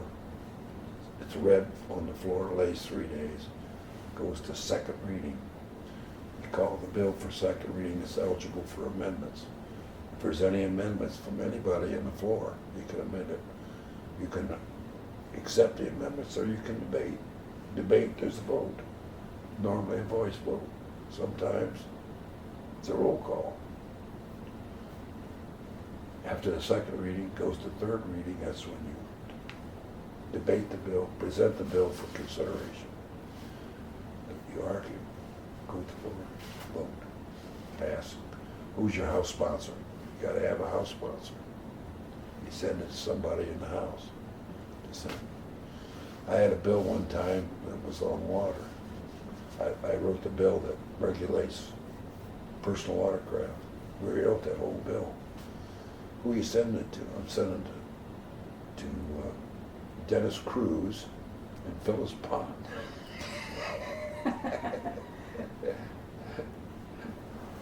Cruz and Pond. Good fit, right? That's funny. I tell you, that bill got defeated on the floor of the House. Mm-hmm. I tell you, that's a good story. I tell that a lot of times because he got defeated on the floor of the House because Phyllis didn't read the latest version. She had the original version, which we changed and made the second. She didn't read the second, so it got beat. So the people that had lost a daughter because she was water skiing and a personal watercraft cut between the boat and caught her, sucked her right into her with that rope and killed her. They came down, 2 of them, there might have been more. They lobbied every House member. So there's always another piece of legislation that's in the same section of the code. I amended it to that bill, sent it back to the House, and they lobbied every House member, and that bill passed. So I tell everybody, if you think the government doesn't respond to your word, there's a good example. Mm-hmm. You gotta get involved. If you got something, get your people together. Don't yell and scream. Just ask them to come out and ask them, talk to them about it. You can change people. And they did. That bill passed. I tell you, I've been very fortunate in my 20 years. I've got 4 honorary doctorate degrees. I got one from Vincennes, IU, Purdue, and Trine. And I also got the one from Ivy Tech. What was the 4th one you said? From Trine. Where's that? Up at Angola, Trine Oh. University. Okay. One of the best engineering schools around. It's got a marvelous super chancellor up there, president. Mm-hmm. He's taken that university and just, Wow. I mean, the campus is beautiful up there Yeah. now. I've got to speak to every one of those graduating classes, all of them. Wow. Got the cap and gown. Mm-hmm. I still got them. I got the gowns at home. I can wear them if I I don't think it's cold this winter. yeah, I'm an honorary doctor. I can wear my gown if I go to a commencement. Uh-huh. But it's quite an honor to have it. I got the Sagamore Wabash from the governor. He presented it to me at a Lincoln Day. Which governor presented it to? Daniels. Daniels. Yeah. Great guy. He really is. Probably one of the best governors we've had in a long time. Fiscally responsible. Mm-hmm. I mean, he knew, and he's smart. Very smart. He's doing a great job at Purdue. I was going to say, yeah, he's up at Purdue now, right? They had a bill that he wanted to attach a penalty if a riverboat was sold, called a transfer penalty, tax. And I wouldn't do it. I said, no. I said, they put $700 million in our coffers every year. Why do we want to pick on them? Mm-hmm. You know, why do you want to bite the hand that feeds you? I'm going to do it. The governor says, we're going to do it. And I said, Governor, you work in the executive branch, and I work in the legislative branch, and we're not gonna do it. And we didn't. Well, you would have been around when the gambling legislation was Oh, yeah. undergoing. What was your stance on that? Well, I voted for the river votes. I voted for that. Mm-hmm. My vote was what set that in. Yeah. What was your take on it'd be good for Indiana, or what was sort of your motive there? Well, people are gonna gamble. You go to Las Vegas, get a plane out of Indianapolis, it's full. They're gonna gamble. Why not just let them do it here? Mm-hmm. I like the model in what's that? When you come into Kentucky, used a big sign there. It's something about Indiana stealing our money, or something to that effect, because they went in there and gambled. Yeah. You know, $700 million. I believe in, when they did it, I tried, there were 2 boats that I got a signed autograph from the president, Donald J. Trump. I had a meeting with him, one of them. There was about 5 or 6 of us, maybe more. They had a meeting with Trump over his 2 river boats. Had dinner with him. Oh, really? Yeah. Anyway, they had a guy that wanted to buy one of them and put it in Angola. So I was after I got out of the Senate, because I said, you got 1 in Northwest, you got 2 in Northwest, you got 1 in Southeast, you got 1 in Southwest, you got 1 in Indianapolis. There's nothing in the Northeast. Give us a break. No. So what happened? The Indians built the one over in South Bend. Indian. So now Northeast still doesn't have anything. They got a horse track up there, pari-mutuel bidder, which is full every day. So I just figured that gaming, regardless, we might as well, it's coming, might as well do it. Yeah. Now, fill me in a little bit on the Trump thing, because wasn't he? So we wanted to buy one of his river boats, or was he going to help get some in Gary? He or? had 2 of them up there. They were joined at the hip. Okay. 2 river boats, and they were right together. Mm-hmm. You could go on it, you could go this way or this way. Mm-hmm. Well, I think he was going to sell them or something. I can't remember what. He was trying to get them to be land-based. I can't remember all the details of that meeting. It's been, It's a while ago. It's been 12, 13 years ago or longer. Yeah. Anyway, the guy that wanted to build the one over here was a black fellow that came here in his limousine, and he had the money. He had the land staked out up there. He was going to buy. It would have been ideal, right close to I-80 and I-69. It would have been ideal for that part of the state. Yeah. They were in favor of it. The town was. Because you go down to southern Indiana, down at Belterra, or I'm talking about the one over on the east side. oh, in Evansville area. No, the other way. Lawrenceburg. Oh. They got the streets lined in gold. Gosh, what's that one called? I don't know, I just know I it's a can't. book. Yep, I can't think of what. I that's had an called. argument with her. I went down there, they got, I don't know, probably, I don't know how many millions of dollars in their foundation. Mhm. And we were thinking, we ought to take some of that money. Oh, talk about a sore spot. So I met with the town council from Lawrenceburg and came up to the office. And of course, the senator, Johnny Nugent, was from down there, and he didn't want to do that, which I don't blame him, because they didn't want to do it. So we got together and we think, well, we'll just take a little of it, based on how much you have. We didn't get it done, but I went to Lawrenceburg. The budget committee went down there, and this guy that was town clerk or the town manager, I guess, it wasn't the mayor, it was the town manager. We got in a little debate about their money, how much they had, and why they weren't sharing it with everybody like they should. You know, if you got it, you ought to share it. When we got all done, the guy come up to me, he said, you know, I always wanted to meet a son of a bitch from Indianapolis, so I finally did. I said, thank you, sir. Comments are well taken.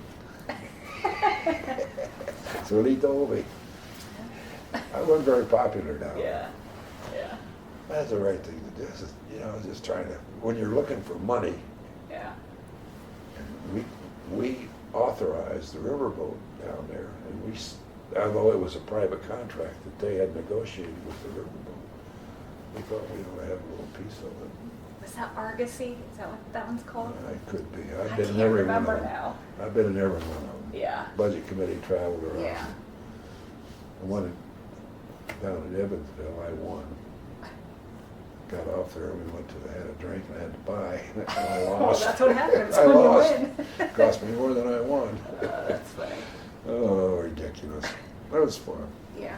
Well, But I think getting those 4 honorary doctorates, I mean, I got some nice plaques, you know, like this. I get a pin to wear when I go to any of their things. I still get invited back to, down at IPFW at Fort Wayne, all those buildings down there. When I was on the budget committee. The Innovation Center was a concept that they had where they wanted to start it, but they were working partially, but they wanted to expand it. I got a $5 million grant to start that. And that thing is now part of IPFW. It's still there. The student housing, IPFW Fort Wayne, first student regional campus that got student housing. that was you too. Yeah, they built the medical center up there for doctors. I mean, You again. I've done a lot for it. Well, I did that because everything up there helps that whole area, which helps me. Right. Helps that whole area. Yeah. Even though I live in the Grange, it still helps me. Sure. It helps my whole area. Yeah. And Fort Wayne was not my district. Never had Fort Wayne. That was my brother's. Well, what was it like to serve with your brother? Well, it was good. Every Sunday night we had coffee, we had milk and cookies in the room at the hotel. We stayed at the Renaissance up on 9th Street. Every Sunday night we got together and talk about things. He came to me. He was the executive director of the National Sheriff's Association in Washington. He lived in Arlington. So he had a high paying job. Maybe he made lots of money. He was sheriff and made lots of money. His retirement, lots of money. And he came to me and he said, I'm thinking about running for the Senate. Do you care if I run? I said, no, I'd love to have you. He said, well, I'm going to run. So good. So he ran. We got along just fine. He argued. He was really, he'd go to caucus, and if he had a point, he wouldn't let go of it. And you know, it was just the way he did things. He'd go to the mic and say, well, the Honorable so-and-so, you know, he was really like they do in Washington. That's how he did it. Very respectful. And it was all right. We got along just fine. We never had any arguments. Well, he kind of followed your career path too, right? I mean, he got into law enforcement. He took my job when I left the sheriff's department. So. Yeah, it just happened to be that way. He died when he was in office. And he came to me after I got promoted to Brigadier General in the Indiana Guard Reserve by General Buskirk. Got my stars. He was at that party because I had a group of friends that I wanted in there. On the way back, he told me that and he had cancer. I mean, he told me in the parking lot, in the Senate parking lot. And of course, you know, we hugged each other and hung on. And then when he came back the second time, he said his back. It was really bad. He died when I was in Florida playing golf. He had to come back. He was a good brother. What he believed in, he believed. Yeah. He didn't budge. His convictions were very strong. He lived at the police for 28 years as in the sheriff department, and then he went to Washington. He traveled all over the country. Wow. He had friends everywhere. He met with Clinton several times as a National Sheriff's Association. Yeah. Wow. So he was rubbing elbows with some big people. Yeah. I rubbed elbows in Indiana. Yeah. He was at a little higher level. Yeah. Now, did your other brother, Fred, is that what you said? Was he in law enforcement as well, or? No. No. He had his own business. I have a son, that's Wayne. When I left the Senate, I had all the signs. I tried to convince him to run. I said, just go file. The name, everybody knows the name. They'll think it's me. I mean, not that I'm so good, but they'll know it. They got an association with the name. They know what it means, service. He said, I don't do that. I said, man, it's laid out for you. I'll give you all the signs. I'll give you everything I got. I'll give you some money. Yeah. And I said, no, I can't do that. I don't want to do it.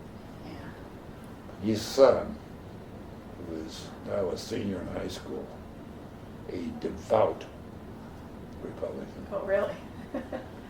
And he follows politics.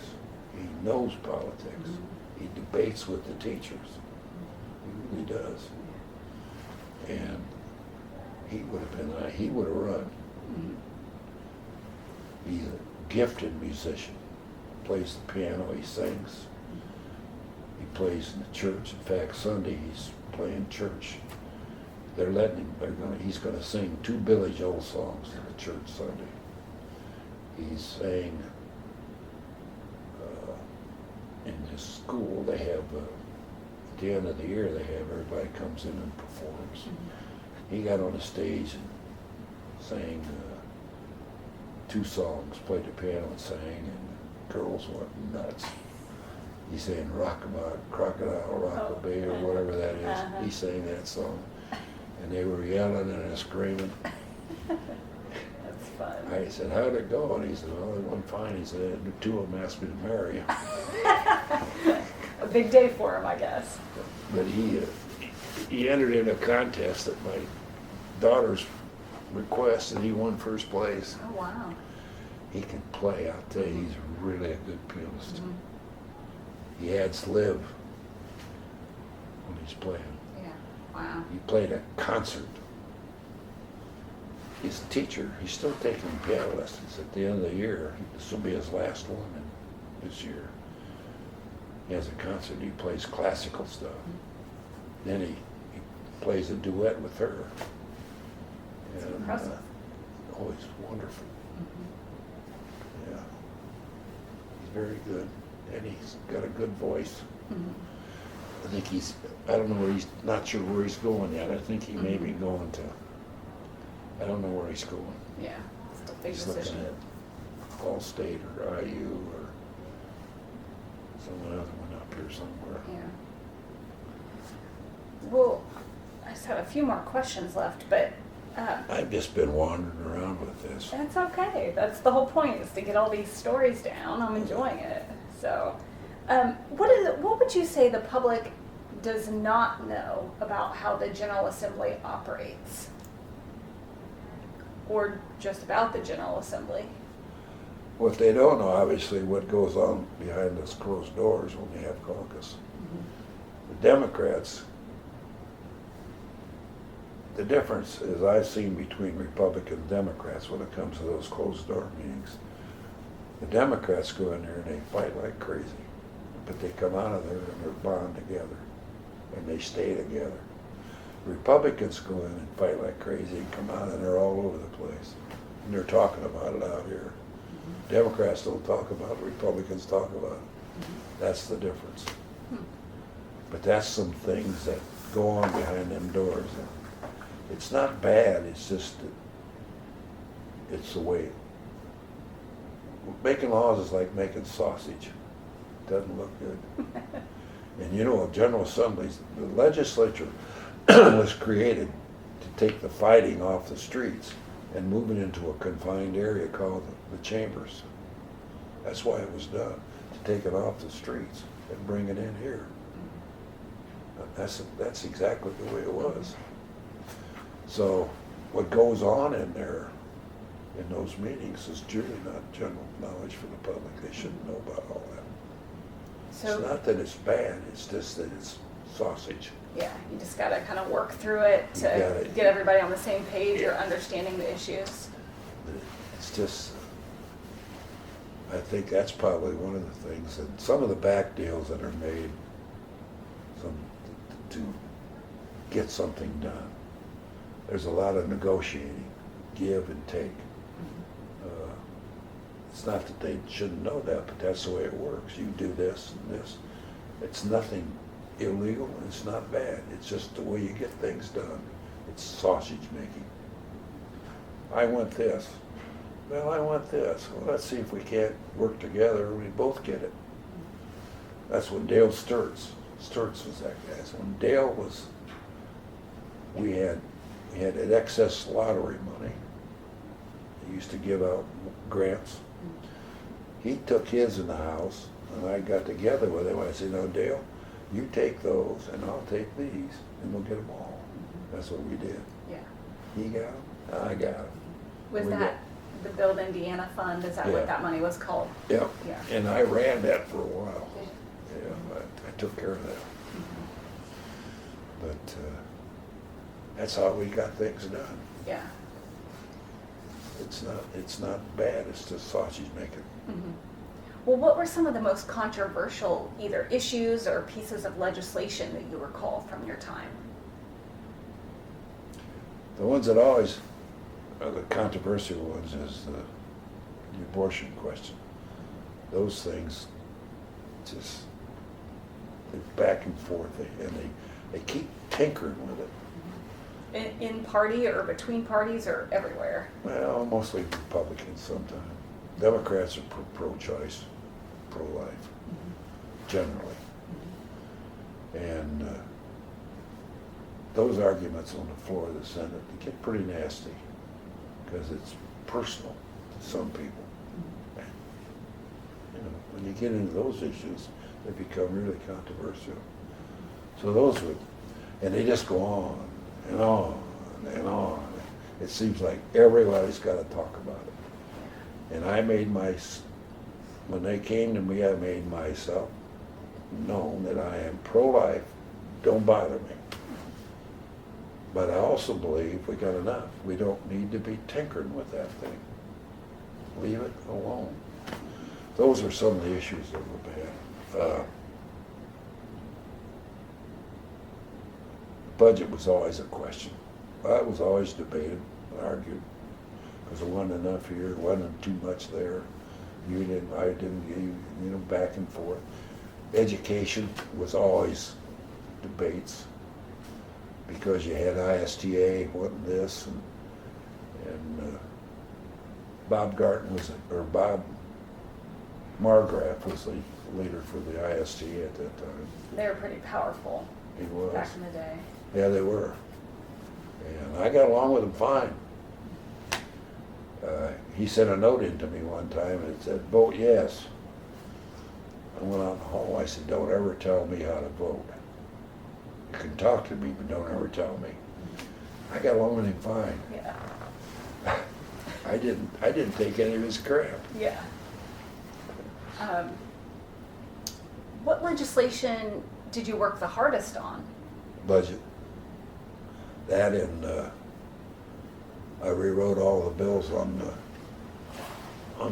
the lakes, because I started a lakes management group, because there was so many complaints coming from high water and from this and that, ducks, just all kinds of complaints. And so I said, I got together with one of the guys from DNR. I said, let's form a lakes management work group and have people from all walks come together. And we did that. Our first meeting with Angola, there was so much water, it rained so hard, the water was clear up to the top of the curbs, but we had a lot of people. So we divided them in 3 groups, put all the issues down that were raised in those groups, took that issue, took it to the Lakes Management Work Group, which I chaired, and debated, talked about it, created a lot of legislation that went through there. I can't remember all, there was just a lot of legislation about environment, about fishing laws, about everything, boats, licensing. It all went there. I don't know how many pieces of legislation we passed, but I think we had something like 80 recommendations for legislation. Wow. A lot of them got laws, a lot of them didn't. But you talk about stuff, it's just as good sometimes. What was your proudest moment as a legislator?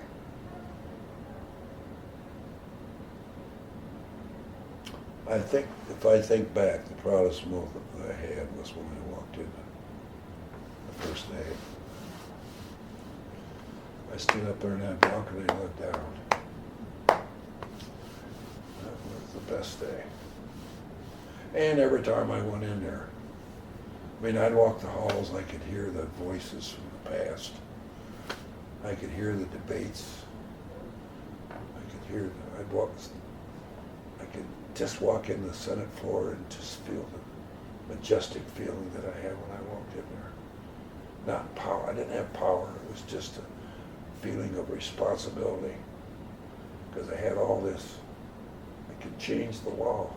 It was quite a feeling. Yeah. I enjoyed that.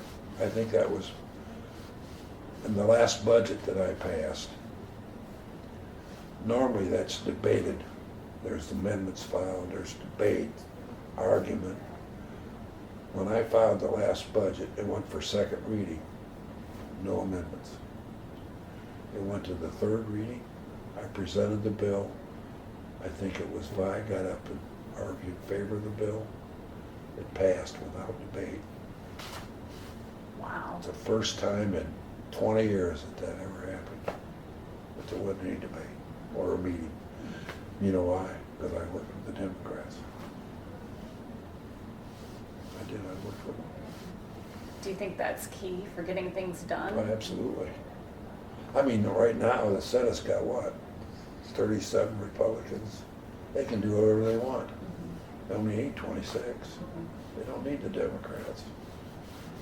But when I was in there, at one time it was 26-24. Now that's pretty close, because you got to have 26 votes to pass anything. If you're a short one, you got 25. You tell the governor he's going to vote, because he chairs. He's the president of the Senate, and he was a Democrat. So that was a different tune, but then we picked up more seats and got easier, but still,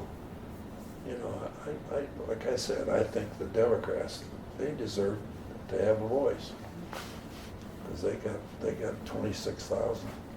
I don't know.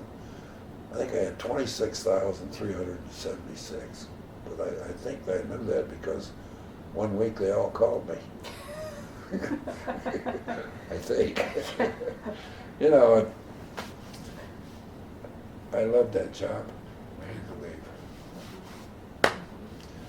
I loved the challenges. I loved the people. got madder than hell sometimes, but it was still fun. Because you could argue on the floor with a Democrat and go across the street that night and have a drink together and not argue over there. Yeah. Could leave it on the floor. You didn't take it out. And not like Congress. We never had that problem. I was down there when they had the 5,000 people, workers, when they were passing the right to work bill. I was down there then. That was pretty exciting. There was so many out in the hallway that you couldn't walk around. The floor was moving. There was, 6,000 of them on the west of the left door, the west door. I had a guy from LaGrange came down. He said, I come down here to give you hell. But he said, I found out I can't do that. I said, why? He said, well, they told me you were all right. So I said, okay, let's go out. So I went out and walked in the middle of them 6,000, whatever, in the middle of them. I said, just don't tell them who I am. Let's just go out and see what's going on. I went out sitting for a while. He said, aren't you afraid? I said, of what? I've been in tougher business jobs than these. I've been in riots, boy. Yeah. I know what it's like to be afraid. Yeah. This is different. I think that's probably, that and that budget. But that first time on the floor of the Senate was, and my first bill. Nervous. I tell you, I carried every piece of legislation that I carried. I knew everything about that there was to know. I took that bill and read every line. And if there was a code site listed, I checked to see what it was and wrote it down so I knew what it was. So they said, what's this here, code site, Indiana code? What is that? I'd tell them, because they're looking for places to discredit you. Never got it done. Had to be prepared. I was prepared. I don't care what bill it was. What would you say was your biggest hurdle that you overcame during your time of service? The biggest hurdle? Mm-hmm. Moving from chairman of the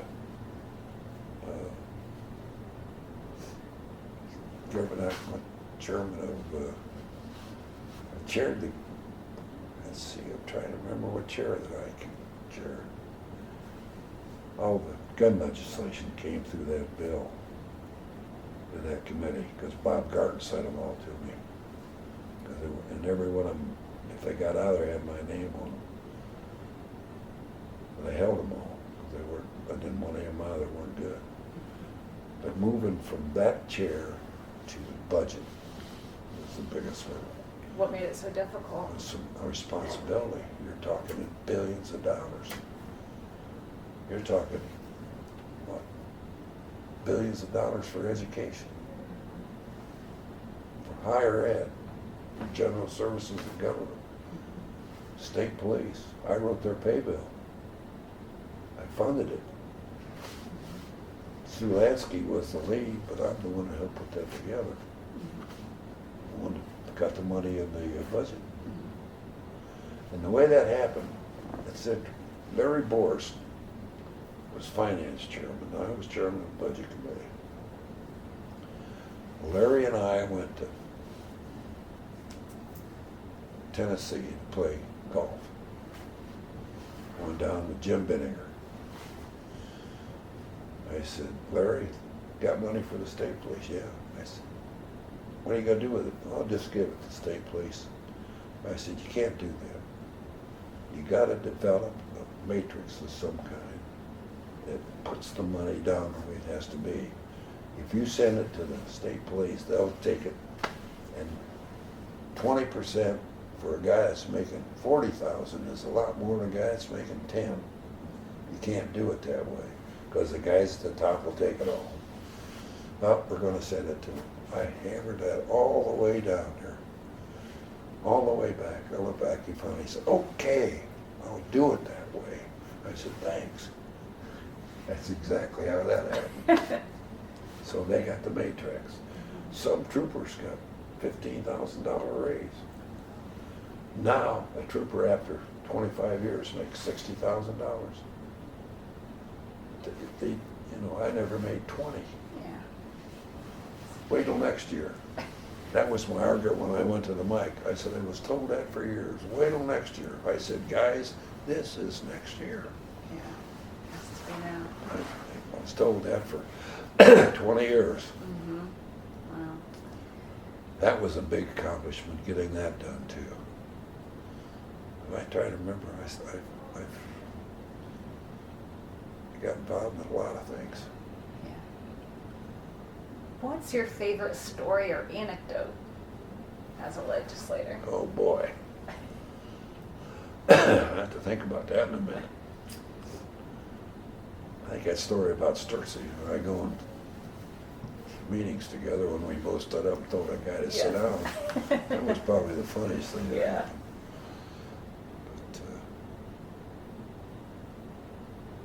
But I can't, off mine, I can't think of anything other than that. Sure. Won't ask you to think about 20 years. I'm sure a lot happened there. Oh, a lot happened in 20 years. Are there any overarching lessons that you learned from your Any what? time? Lessons that you learned as a legislator? Listen with people. Don't try to talk when they're talking. Listen to what they have, what they want, what they need. Then try to fill it. If they got a problem, try to help them.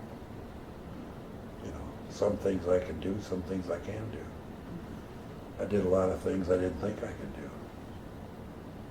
A woman sent the wrong check one time. She sent the check to the state that should have went to the federal government and switched them around, and boy, that's a mess, because those are electronic transfers. And they go to Cincinnati, the Fed does. I tried to straighten that out, it was terrible. And I had one that, she paid it, the check bounced. You know what the fine is? Double. She owed $700, went to $1,400. Trying to fix that was not easy either. But I did. They said, don't ever do it again. She said, I won't. I bet. Just- Okay. Go ahead. No, go ahead. I was just going to say things like that Mm-hmm. that I did. Mm-hmm. That never make the headlines. Yeah. Those are day-to-day things. Mm-hmm. I enjoyed doing all that. Mm-hmm. That's why I listed my phone number, Yeah. so she could get me. Yeah. You wanted the people to call you I and to wanted be in them. touch.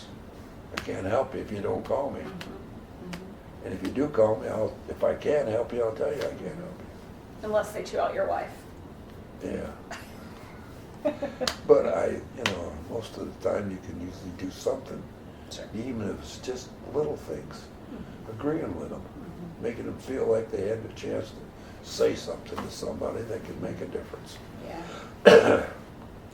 How has the state of Indiana changed over the course of your lifetime? Well, where I live, it's gotten bigger. We've had an influx of people in the county that I live in because we got an abundant number of lakes in LaGrange County. So there's a lot of people that are retiring and everything, and I see the people getting older. We got more Amish. I mean, we got Amish everywhere. We got them living just down the street from me, both ways. Why are more Amish moving into the area? I don't know. There's just more of them. And they're expanding. They used to be little areas. Mm-hmm. Now they're all in the whole county, everywhere. And they're good people. Mm-hmm. They just don't have cars. They go to bed like 8 o'clock at night. It gets wintertime, the lights are out at home, about 6:30 they're out. Yeah. Anyway, I think Indiana's changed that way. I think it's in some ways it just hasn't moved. I'll give you an example. I live east of LaGrange. LaGrange is the county seat. Hadn't grown much. Look at Shipshewana, for example. The other way, just boomed. You got trailer manufacturers, they got mobile home factories, they got wood. It's just expanded over there. Have you ever been in there? No, but my husband and his family have gone up there a lot. I mean, that thing in LaGrange, the only place they've got an industrial park just north of town, they picked up a few. They tried to get one up at the toll road, it just fell flat, it didn't mature. They got the major moves money. I wrote the major moves bill on the toll road too. I wrote the Senate, I was the Senate sponsor of that bill. They got that major moves money.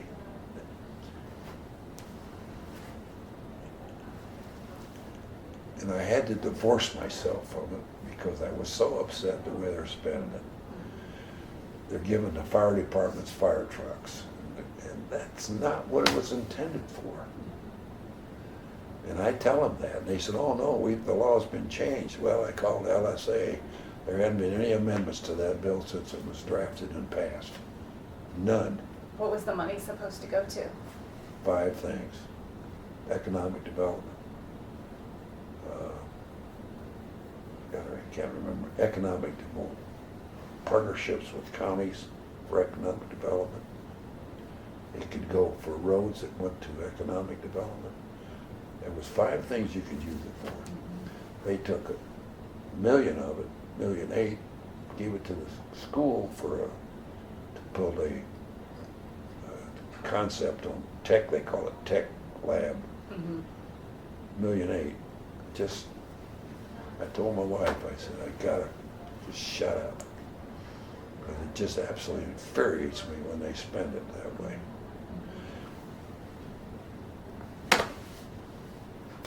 Frustrating. I am fiscal responsible. And it ought to be spent the way the law says it ought to be spent. And it's not being. They give fire department. They said, well, Meeks promised the fire department $500,000, and Meeks didn't promise anybody anything. I never promised a soul anything. They said he did. I did not. I know better to do that. Yeah. Well, how has the General Assembly changed? Well, when I was there, the way it was changing, the Republicans were running everything. I suspect now, with that many in the Senate, they're doing about what they want to do. That's the biggest change that I see. There doesn't seem to be any equal between the Democrats and the there ought to be a little more. I want the Republicans to control, but I don't think they ought to have everything. But it's the same people singing from the same song sheet. That's what it looks like to me, and it seems to be working. They got good people on both sides still down there. But, I got people I don't even know. Yeah. I've been gone now since 2008. It's been 10 years. Yeah. I'm sure there's been a lot of change, probably, or turnover in people at least. Well, what, if any, enduring qualities do Hoosiers still have? They have the ability, they'll take care of one another. They're very giving people. I can tell you that firsthand because we had a Shriner up there that was very sick, spent a lot of money, spent a lot of time in the hospital. I had a fundraiser for him. We raised $21,000. Presented it to him at Christmas time to help pay for the bills. People were given $100 bills, $500, and one guy gave 1,000. I mean, it was unbelievable. We had a breakfast. And you come for breakfast and throw money in the pot. I mean, I had a stack of bills, like, unbelievable. But they do that for everything. My wife is volunteered at the Clothes and Food Basket, which gives food and clothes. She'd been there, I think, 34, 35 years. She's worked there. In fact, she's working today. She works Monday and Thursday. Giving. People bring stuff in there. Christmas time, everybody, canned goods. I mean, they have a fundraiser here, they have a fundraiser there. All goes to the food and clothes basket. They take care of a lot of people there. They feed a lot of people. I mean, it's just the grades, the people that I know, that's the kind of people they are. They're giving. If one gets in trouble, everybody's there. I guess that's the way the Amish are. Yeah. If the house burns down, the next day everybody's there helping build a new one. I mean, everybody. Yeah. That's the way it works. So I think that is probably the best quality that I see is Indiana. People are very giving of themselves. Yeah. It's a good quality. It is. It's a Hoosier. That's right. Well, I think we've been through most all my questions here that I had for you. Is there anything I haven't asked or any stories that you want to share that we haven't covered? No, I don't think so. I think I've talked enough. I've told you a lot of stuff here that I don't know how good it is what you're looking for. No, this is perfect. Perfect. But you But also. I think in my 20 years, I enjoyed my 25 years in law enforcement. I enjoyed my 4 years on the school board, although that's the most contentious position. I mean, when you fire the basketball coach and you tear buildings down, you just don't make. In fact, when I run for the Senate, I didn't even carry my own precinct. I got beat in my own precinct. They were mad. Oh, God. That was something else. Anyway, I loved all of that. But my years in the Senate, I was not the law. I was the maker of the law. It gave me a different perspective on how things ought to be. But that probably was the highlight of my career. That. In fact, my wife's married to my wife. I got married in 1955, so I've been married a few years. A few, yeah. She's a very good woman, very beautiful. Got 4 kids, got grandkids and great-grandkids. I got 4 wonderful kids. I'll see them all tomorrow night. We play cards every Friday night. They fly in and bid euchre. Yeah, that's a fun family tradition to do. Yeah, we do it every Friday. Oh, good. Yeah, it's a lot of fun. Yeah. But I think that Okay. 20 years is, I didn't spend much time at home. My wife didn't go with me. I went down on Sunday night, come home Friday. Saturday and Sunday I had papers spread all over the table, reading, doing the budget work, I read every stinking line of that thing.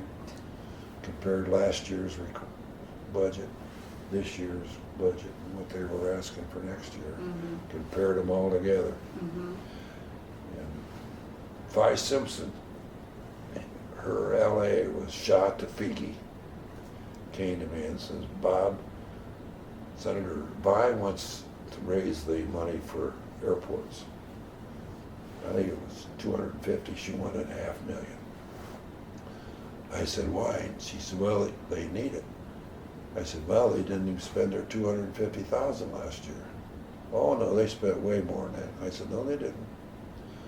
Well, I'll check and I'll be back. Come back about an hour later and he said, you were right, but how'd you know that? I said, it's because I read it. I have a good memory for figures, numbers. Well, you just mentioned your family. How did your being away for part of the year affect them? Well, it didn't affect my wife because she had active in the food and clothes bathroom. She took care of that. She's active in the church. She's on the church council. So my kids were all gone, of course. Yeah. So. But they were all close enough that she could talk with them every day. Yeah. So she just stayed home. You kept busy.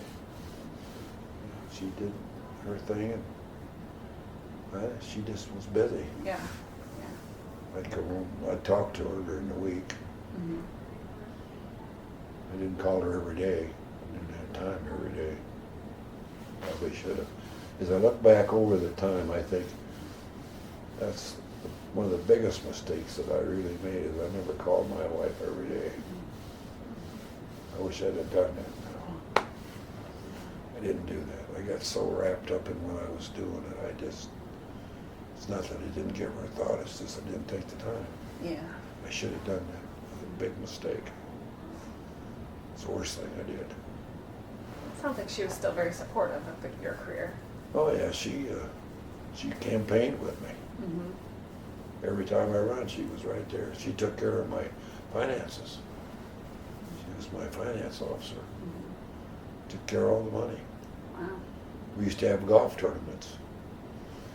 I'd have 75, 80 golfers, trying to squeeze them into a golf. Yeah. Every time we did it, it rained.